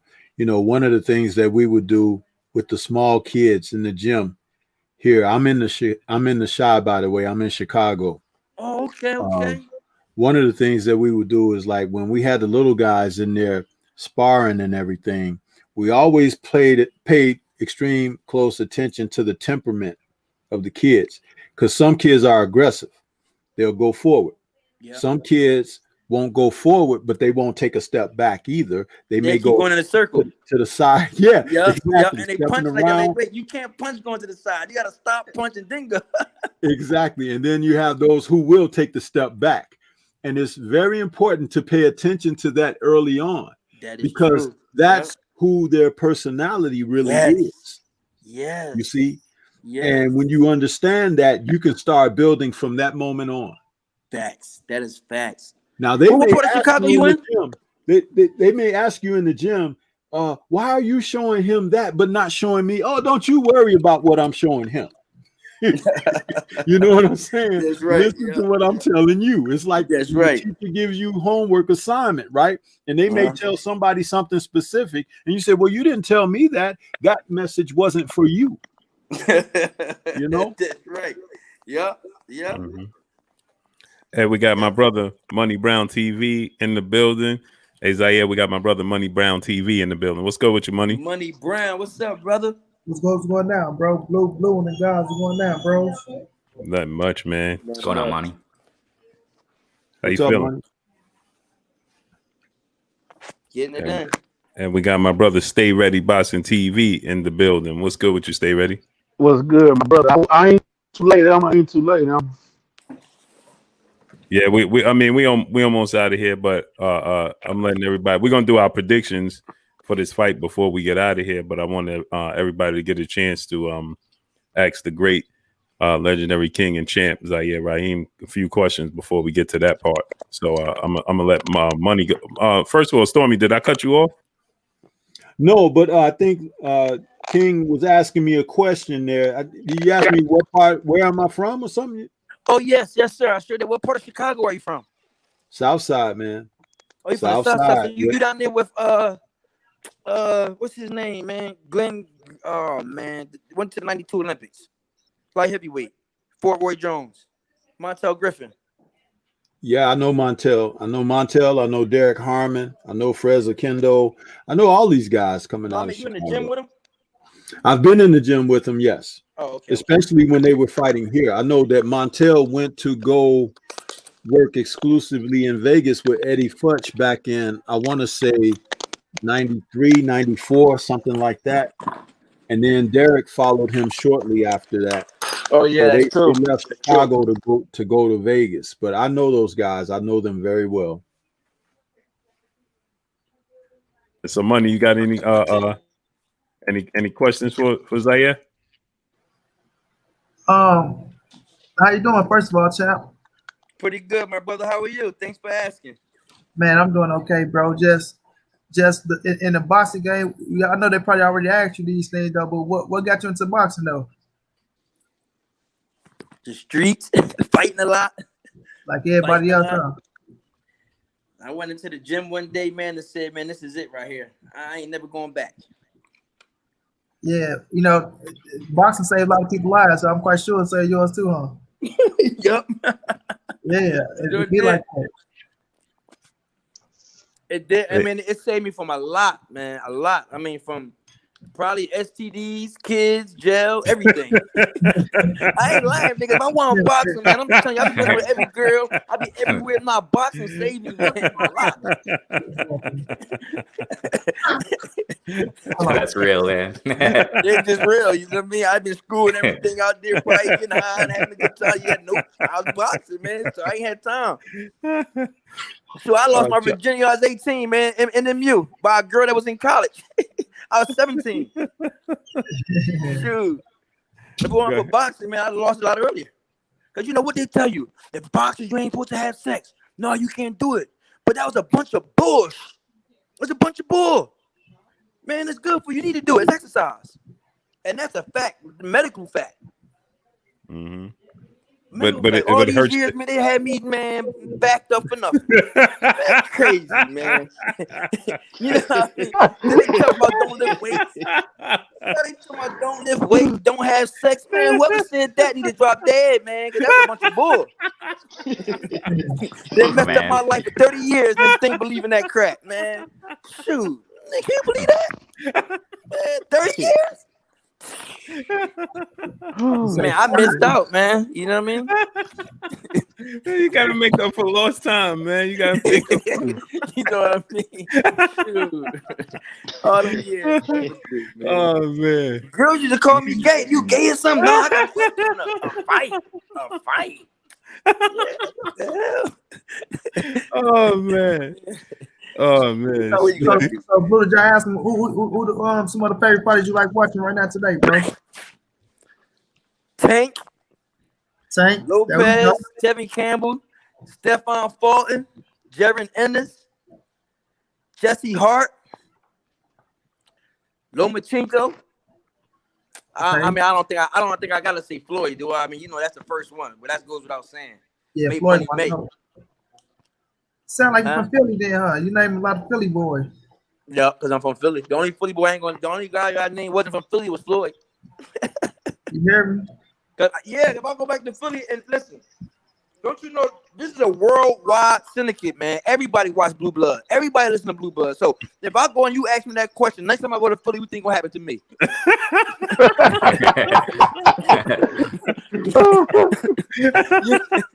You understand what I'm saying? That's good. That's good. You ain't supposed to make it obvious though. You only named Philly fighters. So the blue. Work with me, brother. On Earl and Denny, what's your thoughts on Earl and Denny? Because I was just doing the math test, Blue. You hear me? So, man, you hit me right on time, bro. Damn, for real? Yeah, I just finished up a math test though. But what's your thoughts on Earl and Denny, bro? Here we go. That's it. He from Danny from Philly. You trying to set him up? Trying to set you up? No. I just wanted to. And I mean, Earl Spence. I don't want to make a call on Earl Spence until I see him fight. You know what I mean? It ain't fair. After that accident, you know what I mean? Like I love Earl Spence. He's a great fighter, but I don't think it's fair until I see, you know, how he bouncing back from that injury. Okay. You talking about boxing? We're not talking about basketball or badminton. We talking about boxing. That's a combat sport. You can't have injuries like that and think, oh yeah, let me jump back in. So, The Coach, human let body me is very drop this question on you. This is a gem right here. Since you just said that, what you said, please elaborate on what you just said about needing to see how he is coming back from what he's gone through and everything, because there are people out here that just don't understand that, and they view you fighters, and I say you because you fought, you were a champ. The thing is, people view you all as gods. You know what I'm saying? So they look at you in a different manner. Yes, they see you bleed in the ring and everything, but they don't understand that you're still a human being. You know what I mean? fact. That's a fact. All of us have measures of faith, lack of it, and vulnerabilities. And the thing about it is, when someone has suffered traumatic experience in life, what happens is the person may overcome, the person may endure, the person may persevere through, but it doesn't mean that it didn't take place. And how one has been affected by it, their life is forever changed, regardless of whether you could see it or not. That's a fact. But a fact. when they step out there, it isn't until you see them under the pressures or adversities or whatever that can arise. And those are unforeseen because it hasn't happened yet. And for those out there who might even be in the chat or listening to this later, that doesn't mean that you're hating on a person. That doesn't mean that you don't believe in them. That doesn't mean that you don't have confidence, but you're looking at it with reality. That's right. That's right. That's And right. see, that's what a coach has to be to a fighter. If he's got a protege that he's putting out there, that's the keys to wisdom that he puts in them, and he instills that can build not only greater foundation of confidence, but the reality of what you have to deal with, and that can bring them into focus even better. Hey, Coach, you good, man? You on to something? What's your name again? This is Stormy B, man. Stormy B, man. You all right with me? You know what you're talking about, brother. Appreciate it, man.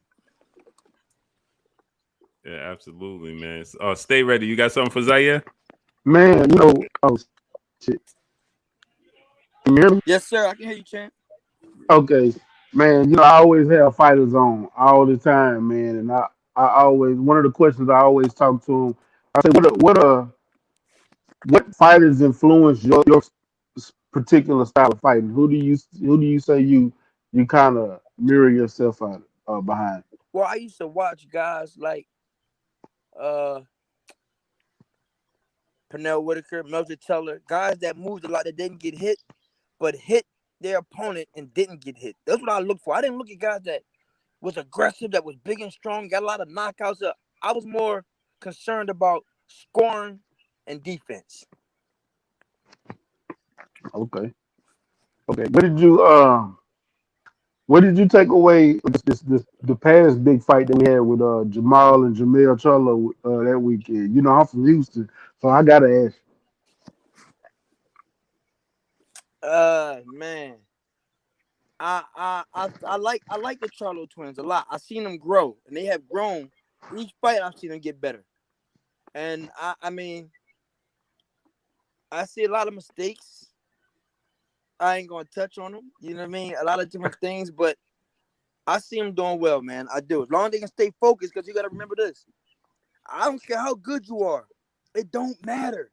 When they say boxing is 90% mental, what that means is if you can maintain the consistent lifestyle of a fighter, that's just like equipment. You can't be a hypocrite. You just like religion. Boxing got to be a religion. You can't go in the gym every day, then go to the club. It's like going to church or to the mosque. It just don't mix. It don't mix. That's gonna be the longevity of them. Yeah. One thing I can say about them two is they have a work that they never leave the gym. They literally work out every day. They're constantly they're gym rats, and they're always trying to get better. I see them going, pretty far in the game. So, and when you was mentioning your top fighters earlier, I didn't hear you say Gary Russell. I said Gary Russell first. Oh, okay. I said Gary Russell. I said Gary Russell brothers. Yo, you gotta remember this. I'm from Philly, so I watched them come up. As I was leaving out of the area and winning tournaments, they were there watching and going to the tournaments before that. You know what I mean? So I know them guys, man. You know what I mean? I'm their biggest supporters. Right on. What do you think about Gary Russell moving up all these weight divisions, though? Boxing 90% mental. If he believe it, I believe it for him. Right. I had somebody tell me, why you gonna try to go to the Olympics, man? You're not gonna go. They already know who they want to go. They got who they want to pick. I said to that person, listen, you believe that for you. I see you when I get back. And I made it. See, I went. That person sitting right there telling somebody else the same thing. Right on. Man, you had a great career, champ. Is it anything you said you would do differently in your career that you had? Man, anything I would have did different is not drink or smoke. And that's just fact. If I seen it, I mean, like, I'm gonna tell you, I was at clubs, sitting there with Floyd and drinking and looking at him. Me and a couple of other boxers, we be getting blasted up there having a good time. But one thing he didn't do was touch no alcohol or drugs. And you know why he didn't? Because he watched his uncles and them do it. He watched them party hard. He seen it already. I had no idea what I was getting into when I went into professional boxing. I didn't have a mom there or a dad there watching over my contracts, leading my career. But I had friends like Rosar Wells on the Olympic team doing it. Zab Judah right there, but his dad was with him. Floyd Mayweather had his uncles and his dad. I was by myself. I signed a contract after contract. I didn't go to law school. I got there by fighting, not by reading. Yeah. Right. And the only thing I could do is try to fight my way out the contracts, physically, though. And how you see how well that went. So, Chap, do you want to talk to Tion Kennedy? Huh? Tion Kennedy? Tevin Kennedy? No, Tion Kennedy. Oh, yeah, Tion Kennedy. That's my man. Yeah, His dad used to box, too. Yeah. You know Tion? Yeah, that's my guy, man. Oh, yeah. That's the champ right there. Yeah. I rock with a lot of Philly boys. J-Rock, Greg Hackett. Oh, you know Greggy boy. Yeah, that's my peoples, man. You plugged in. Greg, my man. Yeah, you plugged in, man. All right, so let's get to we're going to get to now let's go ahead and get the predictions. We're going to start with Renee Box Young on predictions on this massive fight tomorrow night. What's good? What you got, Renee? Oh my gosh. Okay. Man, I know it sounds weird. It might sound cliche, I guess, but my mind has Lomachenko winning. My heart has Teofimo winning, man. but I mean, there's so much to say. You know what I'm saying? I mean, I've been back and forth all week in my mind, brainstorming all this ever since, Blue Blood. Also, you've been talking about it here on the platform with Curtis, the historian. Oh my gosh. I'm just going to throw it out there. I sense and I see, it looks like Teofimo is kind kind of nervous since the press conference. We saw the face-off also. The Queen Dahlia reminded me of that right now. Very true in the face-off. I mean, man, Lomachenko looks 100. But I'm just going to throw it out there, man. Oh my gosh, this is so hard, but I love it. I got Teofimo by knockout, man. I got Teofimo by knockout. But my mind says, I mean, there's so many buts and conditionals as if, right? But my mind says Lomachenko is gonna box him out, but I just don't see him evading, Teofimo's power for 12 rounds. I just don't see it, man. So I got Teofimo by knockout, man. Round 6 or 7. That's it. I gotta just leave it out there, man. Stormy.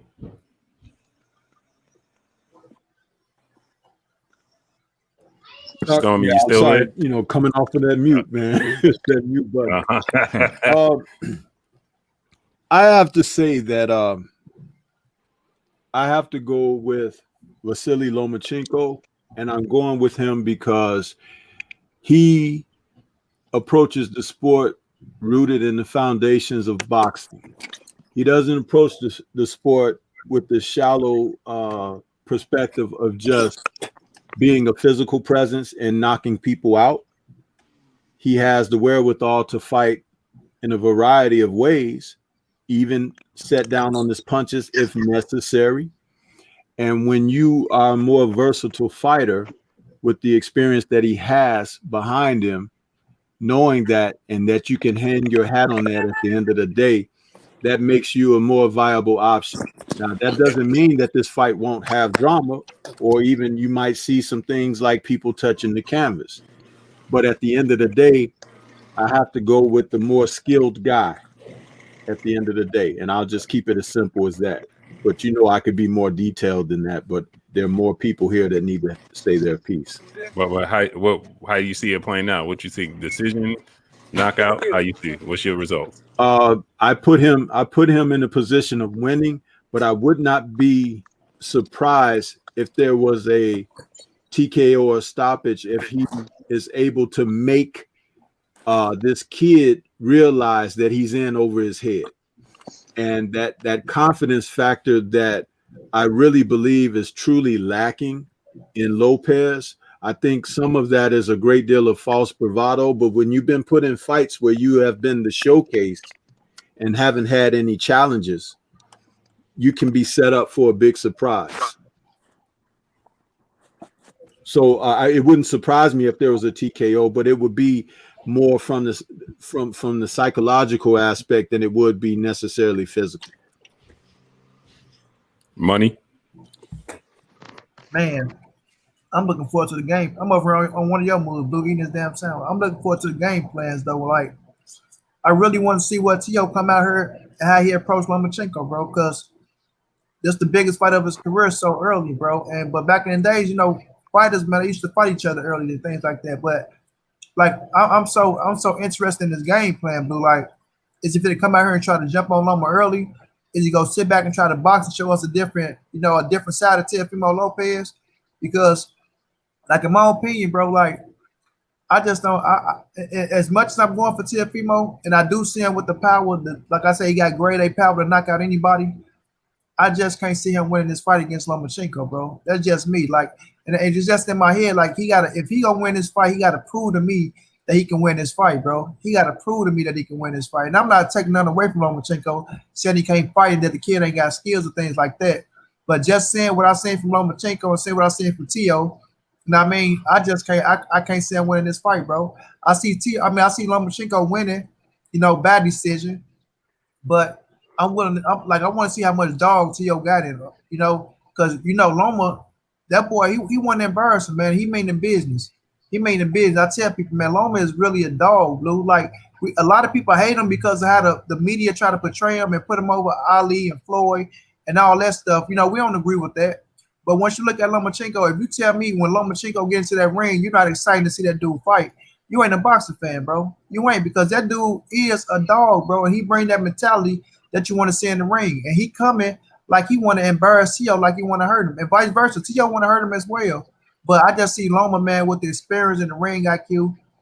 Like Derek James said, he can't sit back and just let Lomachenko get comfortable in that ring. So Tio gonna have to come out here and use his youth, use his his weight ability. You know what I'm saying? Try to rough this boy up. You feel me? And make his ass uncomfortable because I seen him. Dang, sorry, Blue. Make him uncomfortable because I seen him get frustrated before. I don't know if it was against Mariaga or was it against Sosa, but I seen him. He had said something to his daddy. He don't like to be roughed up.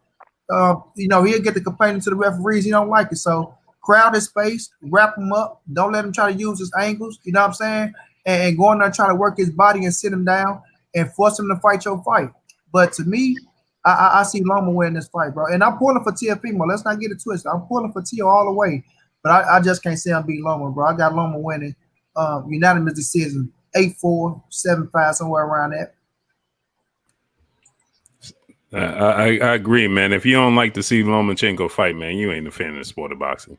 My brother, stay ready. What you think? Man, I'm gonna be honest with y'all. I've been saying for the past a little while now. I said any boxer that takes a pay cut to whoop your ass, y'all need to worry about him.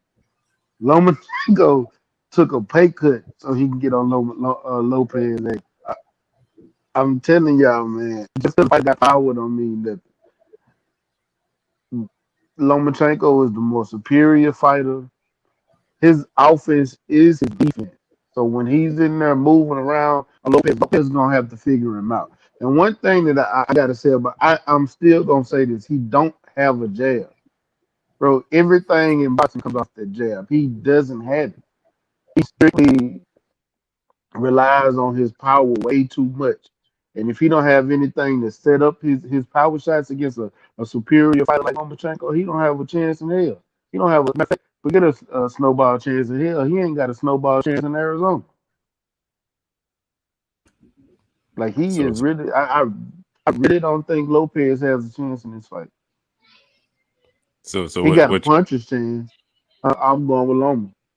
But what's the ending verdict? It's gonna. I think it'll be a unanimous decision. I don't think Loma's gonna knock him out. I think it's gonna be a UD. I think he's just gonna go in here and get a boxing lesson, kind of like how he did Jose Pedraza.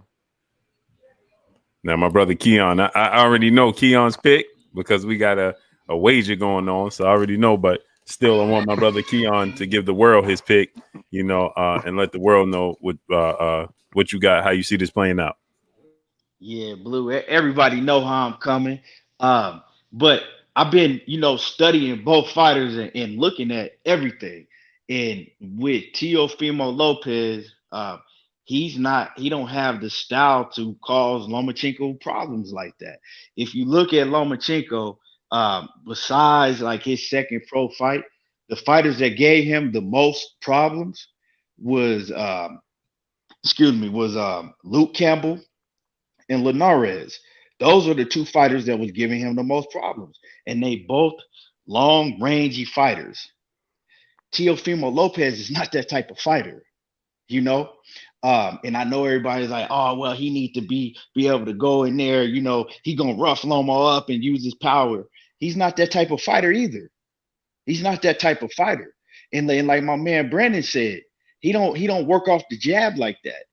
He is nothing that he's gonna be able to do. Then prey on his power to land a big shot.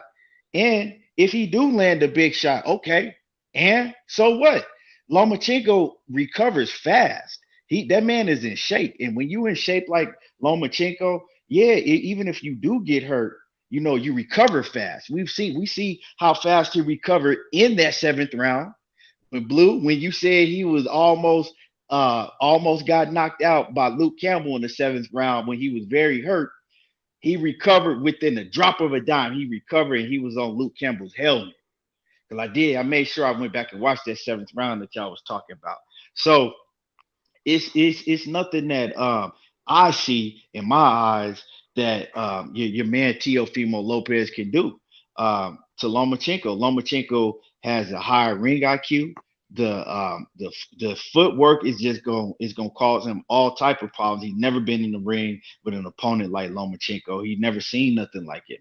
And also, I was looking at the face-off yesterday, and sometimes you can't really tell too much, but Like to me, I think I was able to see a lot out of Teofimo Lopez from the little press conference the other day. He did not have that same energy. He didn't have that same energy. And Lomachenko, man, that's a cold man.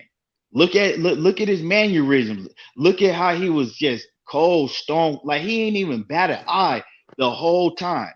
He's looking straight through your boy Teofimo. Like just like the cold look on his face, let me know like he gonna go in there, he gonna try to embarrass this dude and hurt him. And Teofimo Lopez, his energy it was different. It was different. He was, kind of rocking back and forth. He every time he was asked a question, he seemed like that he didn't want to say nothing that was gonna piss Lomachenko off. He was super respectful. But if you go when they're not around each other, it's the opposite. He loud, he disrespectful, and just the energy wasn't there. And he showed me that all of the stuff that he's talking, he's doing that to impress his father, and he's doing that to hype his own self up. Like he don't really believe all that stuff that he's talking, and he just don't look too confident, And so yeah, I think that the fight is crazy because I got a bet slip up right now on Bovada in my background, right? I got the bet, I got the money on my account already, and I'm like, man, should I pick Lomachenko just to win flat out? Or should I go with the better odds that they giving me, the more money and pick him by unanimous decision? And the reason why I'm saying that is because now at first I'm like, yeah, it's gonna go all 12, but I don't know. I'm like I can't really decide because I wouldn't be surprised if Lomachenko, stops him. It's a TKO to where his corner stopped the fight or he just gets him frustrated. But but I also I don't know what I'm gonna pick with that, but I know he's gonna win the fight. So that's it. This is the one that the world been waiting for. My brother. The entire world been waiting for to see what my brother Kurt Anderson picked, man. Go ahead, Kurt. Everybody been waiting for you to make this pick. This is not an easy fight to break down. This has been one of my harder fights to break down, and people know I'm very good at breaking down fights, but the last fight that's been this hard was Humberto Gonzalez and Michael Carbajal. Well, very difficult because I could see both men winning. Now, let me get to Lomachenko. When you seen fighters, and he's not the Matrix was Salvador Sanchez. That's the Matrix. Lomachenko is a good fighter. I go by what I see. I've been following Lomachenko since he was an amateur. But when they say Bradley says he never seen these skills before, and this is a guy, we all have seen the Durans as lightweights and Mosleys and Whitakers and Chavez seniors and lower weights, or Wilfredo Gomez and Zarate, and these are some of the best fighters ever. I'm not on the propaganda bandwagon with Lomachenko. He's what you call a system fighter. That system was put in place and given to Lomachenko, and he's been implemented since he was an amateur. He's very good at it. He shuffles, he goes side to side, gives angles, and like an Eastern European fighter does, but he makes one mistake. He fights in a pattern where it become predictable, where he is slide to his right. That's why Linares was able to drop him with the straight right hand. That wasn't by mistake, and he caught Jorge Linares at the time because Linares been knocked out 3 or 4 times. So Linares was ring worn, but he fought him very well. He fought him good, but he couldn't physically get himself over the mountain, and the body shot under the arm, the liver. Linares was knocked out, but I didn't know that Linares was going to have the success he had. Luke Campbell, to me, is a stiff fighter. I don't think much of lukewarm Campbell soup at all. Ryan Garcia get ready to knock him out. Watch, but and he has success, and he hurt Loma. Teofimo Lopez has athleticism and power, but that won't be enough. He has to have strategy behind the athleticism and power. And the talking, it can go either way. He could be overconfident like Davey Moore was against Roberto Duran, or he can talk himself so much.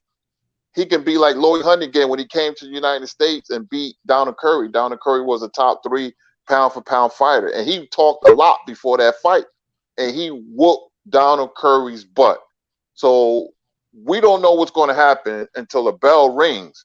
But I'm going to say this, and this is very key. If Teal don't get off to a good start the first 3 rounds, the fight is over, because he's going to look like any other Lomachenko opponent. But if he gets off to a good start, he doesn't have to hurt Lomachenko, and the fight can be even going into the 3rd round is 1 round apiece. Then that whole fight is going to turn. But the key factor will be Teal's mind, because when you're in a high-profile fight and you look at boxing history, it's the fighter who has the better boxing IQ, who can implement a game plan or strategy and execute it. Those are the fighters who come out victorious, at least 99% of the time, because boxing is a science, and by nature, that's going to happen. That will happen naturally. I question that, just like everything boxer says. He was quiet, when Lomachenko was there, and when he's not there, he's a loudmouth. But that can go either way. I just want the bell to go ding for the first round, and I can tell immediately if Teal's will he tighten up mentally, or will he be tight physically, won't let his hands go? That remains to be seen. I'm going to go with Lomachenko by decision, but I don't feel good about it, because in the pit of my stomach, something unexpectedly is going to happen tomorrow night, somewhere between the 4th and 5th round. Remember, I said that. Something's going to happen. Somebody's going to get knocked down, or somebody's going to get caught and knocked out. I don't know. I just feel it, but I just can't tell you who. It's like a premonition. But I'm going to tell you something, man. I'm going to tell you, this fight has extra sauce on it. It's a fight that I can't break down 100%, because it's going to be a moment of uncertainty. I like Lomachenko by decision. I don't feel good about it. I would not be shocked or surprised if Teal pulls it off. But the main thing, the key factor, will be Teal's boxing IQ, because when fighters have athleticism and power, but they have a strategy behind it, they're successful. Like Tommy Hearns, was a knockout puncher, but he hit his punches better than anybody, because he can box and he had strategy behind it. And that's what Teal has to do. He cannot load up tomorrow. If I was him, I would mix up my attack. I will go to the body in the early rounds. I would implement Orlando Salido kind of a fight, and I would, implement my own strategy, because he's fluid, and that's going to bother Lomachenko. No, Lomachenko never been in a ring with a fluid athletic fighter like Teal. So, but I'm going with Lomachenko, but I don't feel good about the pick. It wouldn't surprise me if Teal catches him or wins by unanimous decision. It's a very interesting fight. I can't wait. And we're going to get to the special guest, man. Zaire. King Zaire, the champ. Just tell us why Lomachenko wins and why Teofimo Lopez wins. I'm gonna make it real quick. Teofimo Lopez is full of pride, not confident, for one. For two, everybody's talking about Lopez, Teofimo Lopez, he knockout. But I see a lot of people get knocked out. I see a guy that can't punch knock somebody out. That means nothing to me. What stands out to me is when I see a man make several opponents quit. Not knock them out, but make them mentally say, I'm not going back out there. That's all you had to tell me. And you know why they did that? Because they couldn't hit him. But now you telling me he's going to knock him out. I have to go with Lopez. I have to go with Lomachenko. Lomachenko I have to go with Lomachenko. I think Lopez is in over his head. And he don't see it. He's young and full of pride. He over his head. He don't see what he in for. I've been in that position before. But Wow. if Lopez was to win, how do you see him? What would be his strategy to win? If Lopez win, it's going to be by knockout. And the only way he going to win his fight is he has to have maximum pressure, or he can get slick and try to box him. He gets slick and try to box Lomachenko, he's going to lose. Lomachenko can fight good going forward or backwards. And it's not about Lomachenko's speed or his power, but he has perfect timing, which neutralizes speed or power.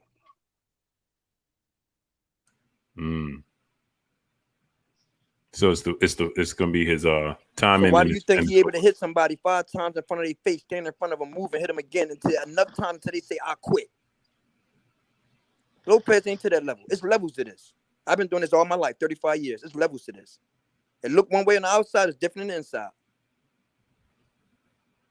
Lopez ain't realized that yet. He ain't over his head. Experience is the best teacher. Unless Lomo get knocked out, he's not gonna lose a decision.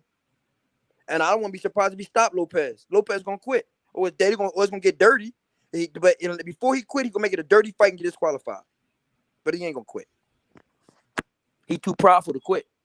He gonna make it make it an ugly fight and disqualify him. Start grabbing, hitting behind the head, go do all types of stuff to him. Try to manhandle him. Get him out of his game mentally. That's the best thing for him to do. Start roughing him up early on, grabbing him, getting inside with him, not letting him move, grabbing him, messing him up mentally. Doing a lot of grabbing and roughhousing, and then start boxing him, and then go forward. Man, I can't wait for tomorrow. But I wouldn't be surprised I'm not surprised if Lopez win, because that's what it's all about, man. These young fighters taking these steps up and winning. That's what greatness is about. So I wouldn't be surprised if he wins because he's ready. But he's not gonna win by boxing, but only by knockout. It's impossible for me to see him win a decision. All right, I don't see him hitting him, so how you gonna knock him out? Not with that big shot anyway, because Lopez don't have timing like that. You can see his shots coming. He looping a lot of them. He ripping them.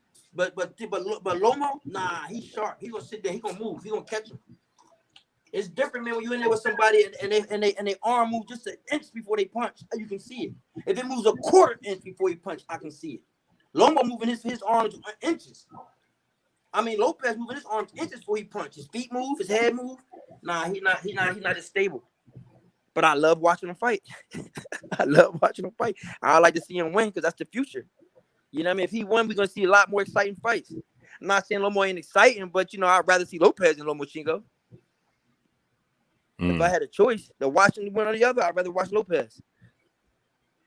Absolutely. I think Lomachenko gonna beat him. And I can't wait. But champ, we had you on. I'm gonna close up shop now.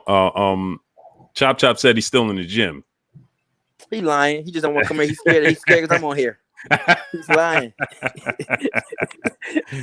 That's what he said. He said he's still in the gym. But champ, let everybody know what you got going on, where they can find you, and things of that nature.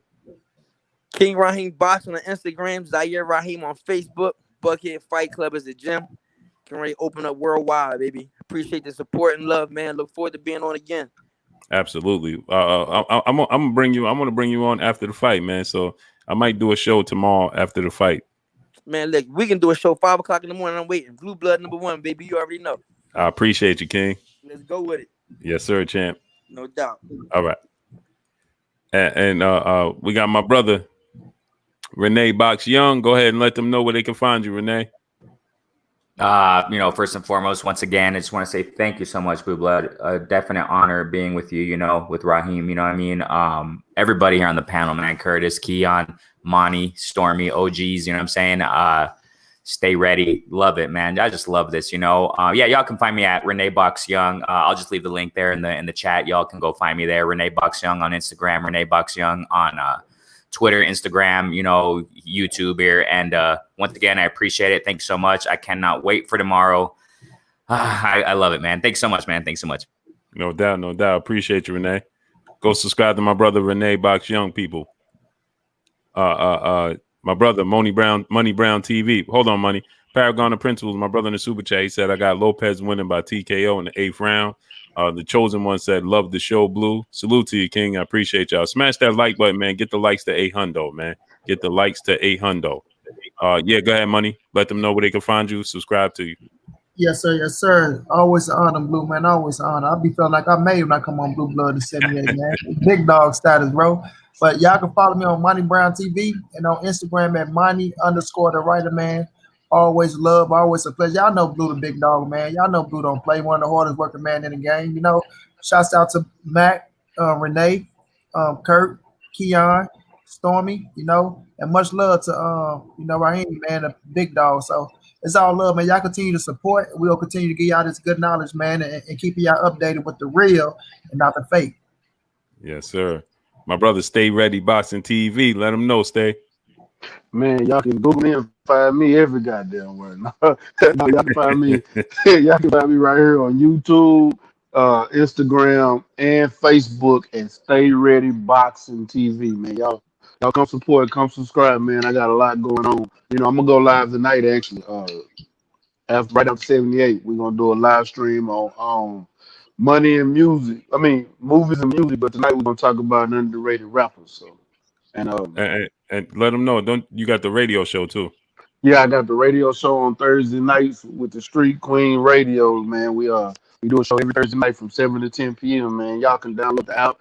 Y'all can follow. Y'all can go catch us online at street100theheat.com, or you can check out my live stream on Thursdays. But you won't be able to hear any callers when they call in. Y'all come check us out, man. I'm working. I'm working, and I did go film a couple of fighters yesterday. I got some workout footage of Ali, Ray Ali Talib Jr. and Juan El Gallo Velasquez. Hopefully I get that footage out by this weekend. I'm actually working on it now.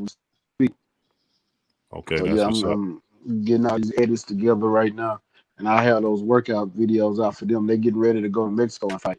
So yes, sir. Yeah, my brother, back, man. My brother Stormy B Man.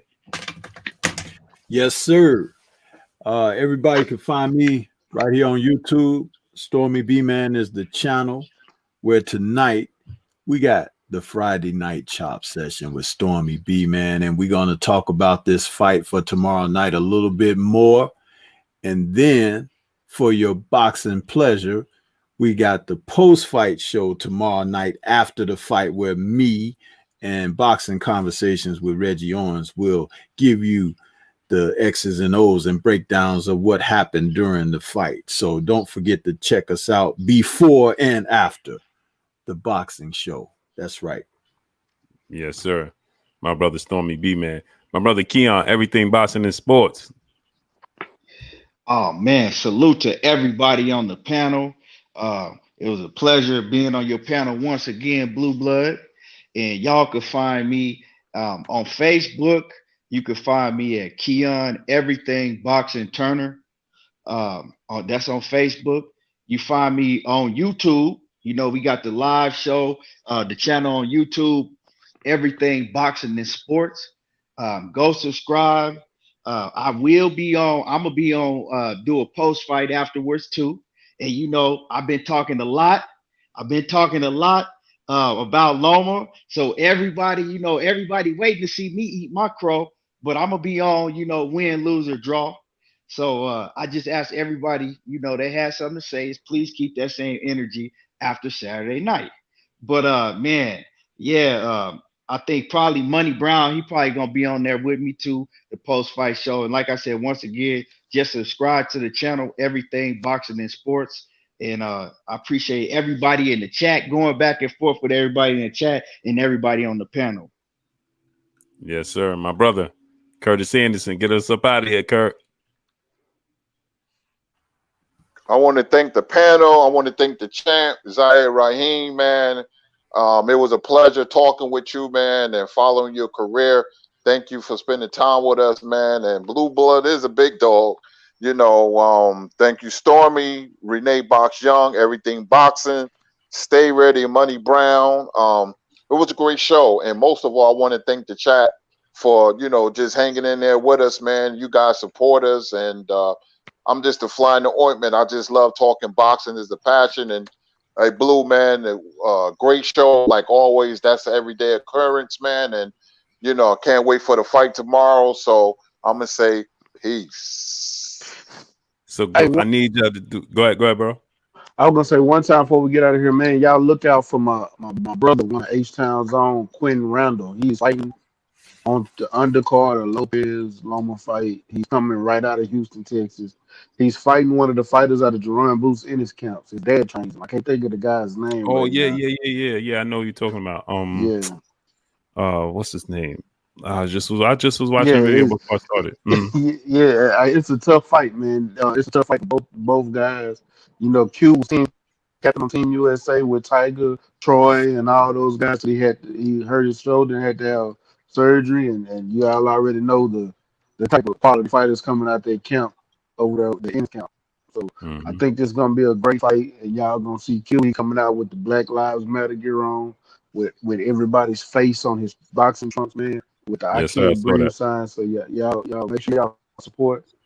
What I'm saying? These fighters, these up and coming fighters are doing a lot, and I think it's bigger than boxing. So y'all check this out, man.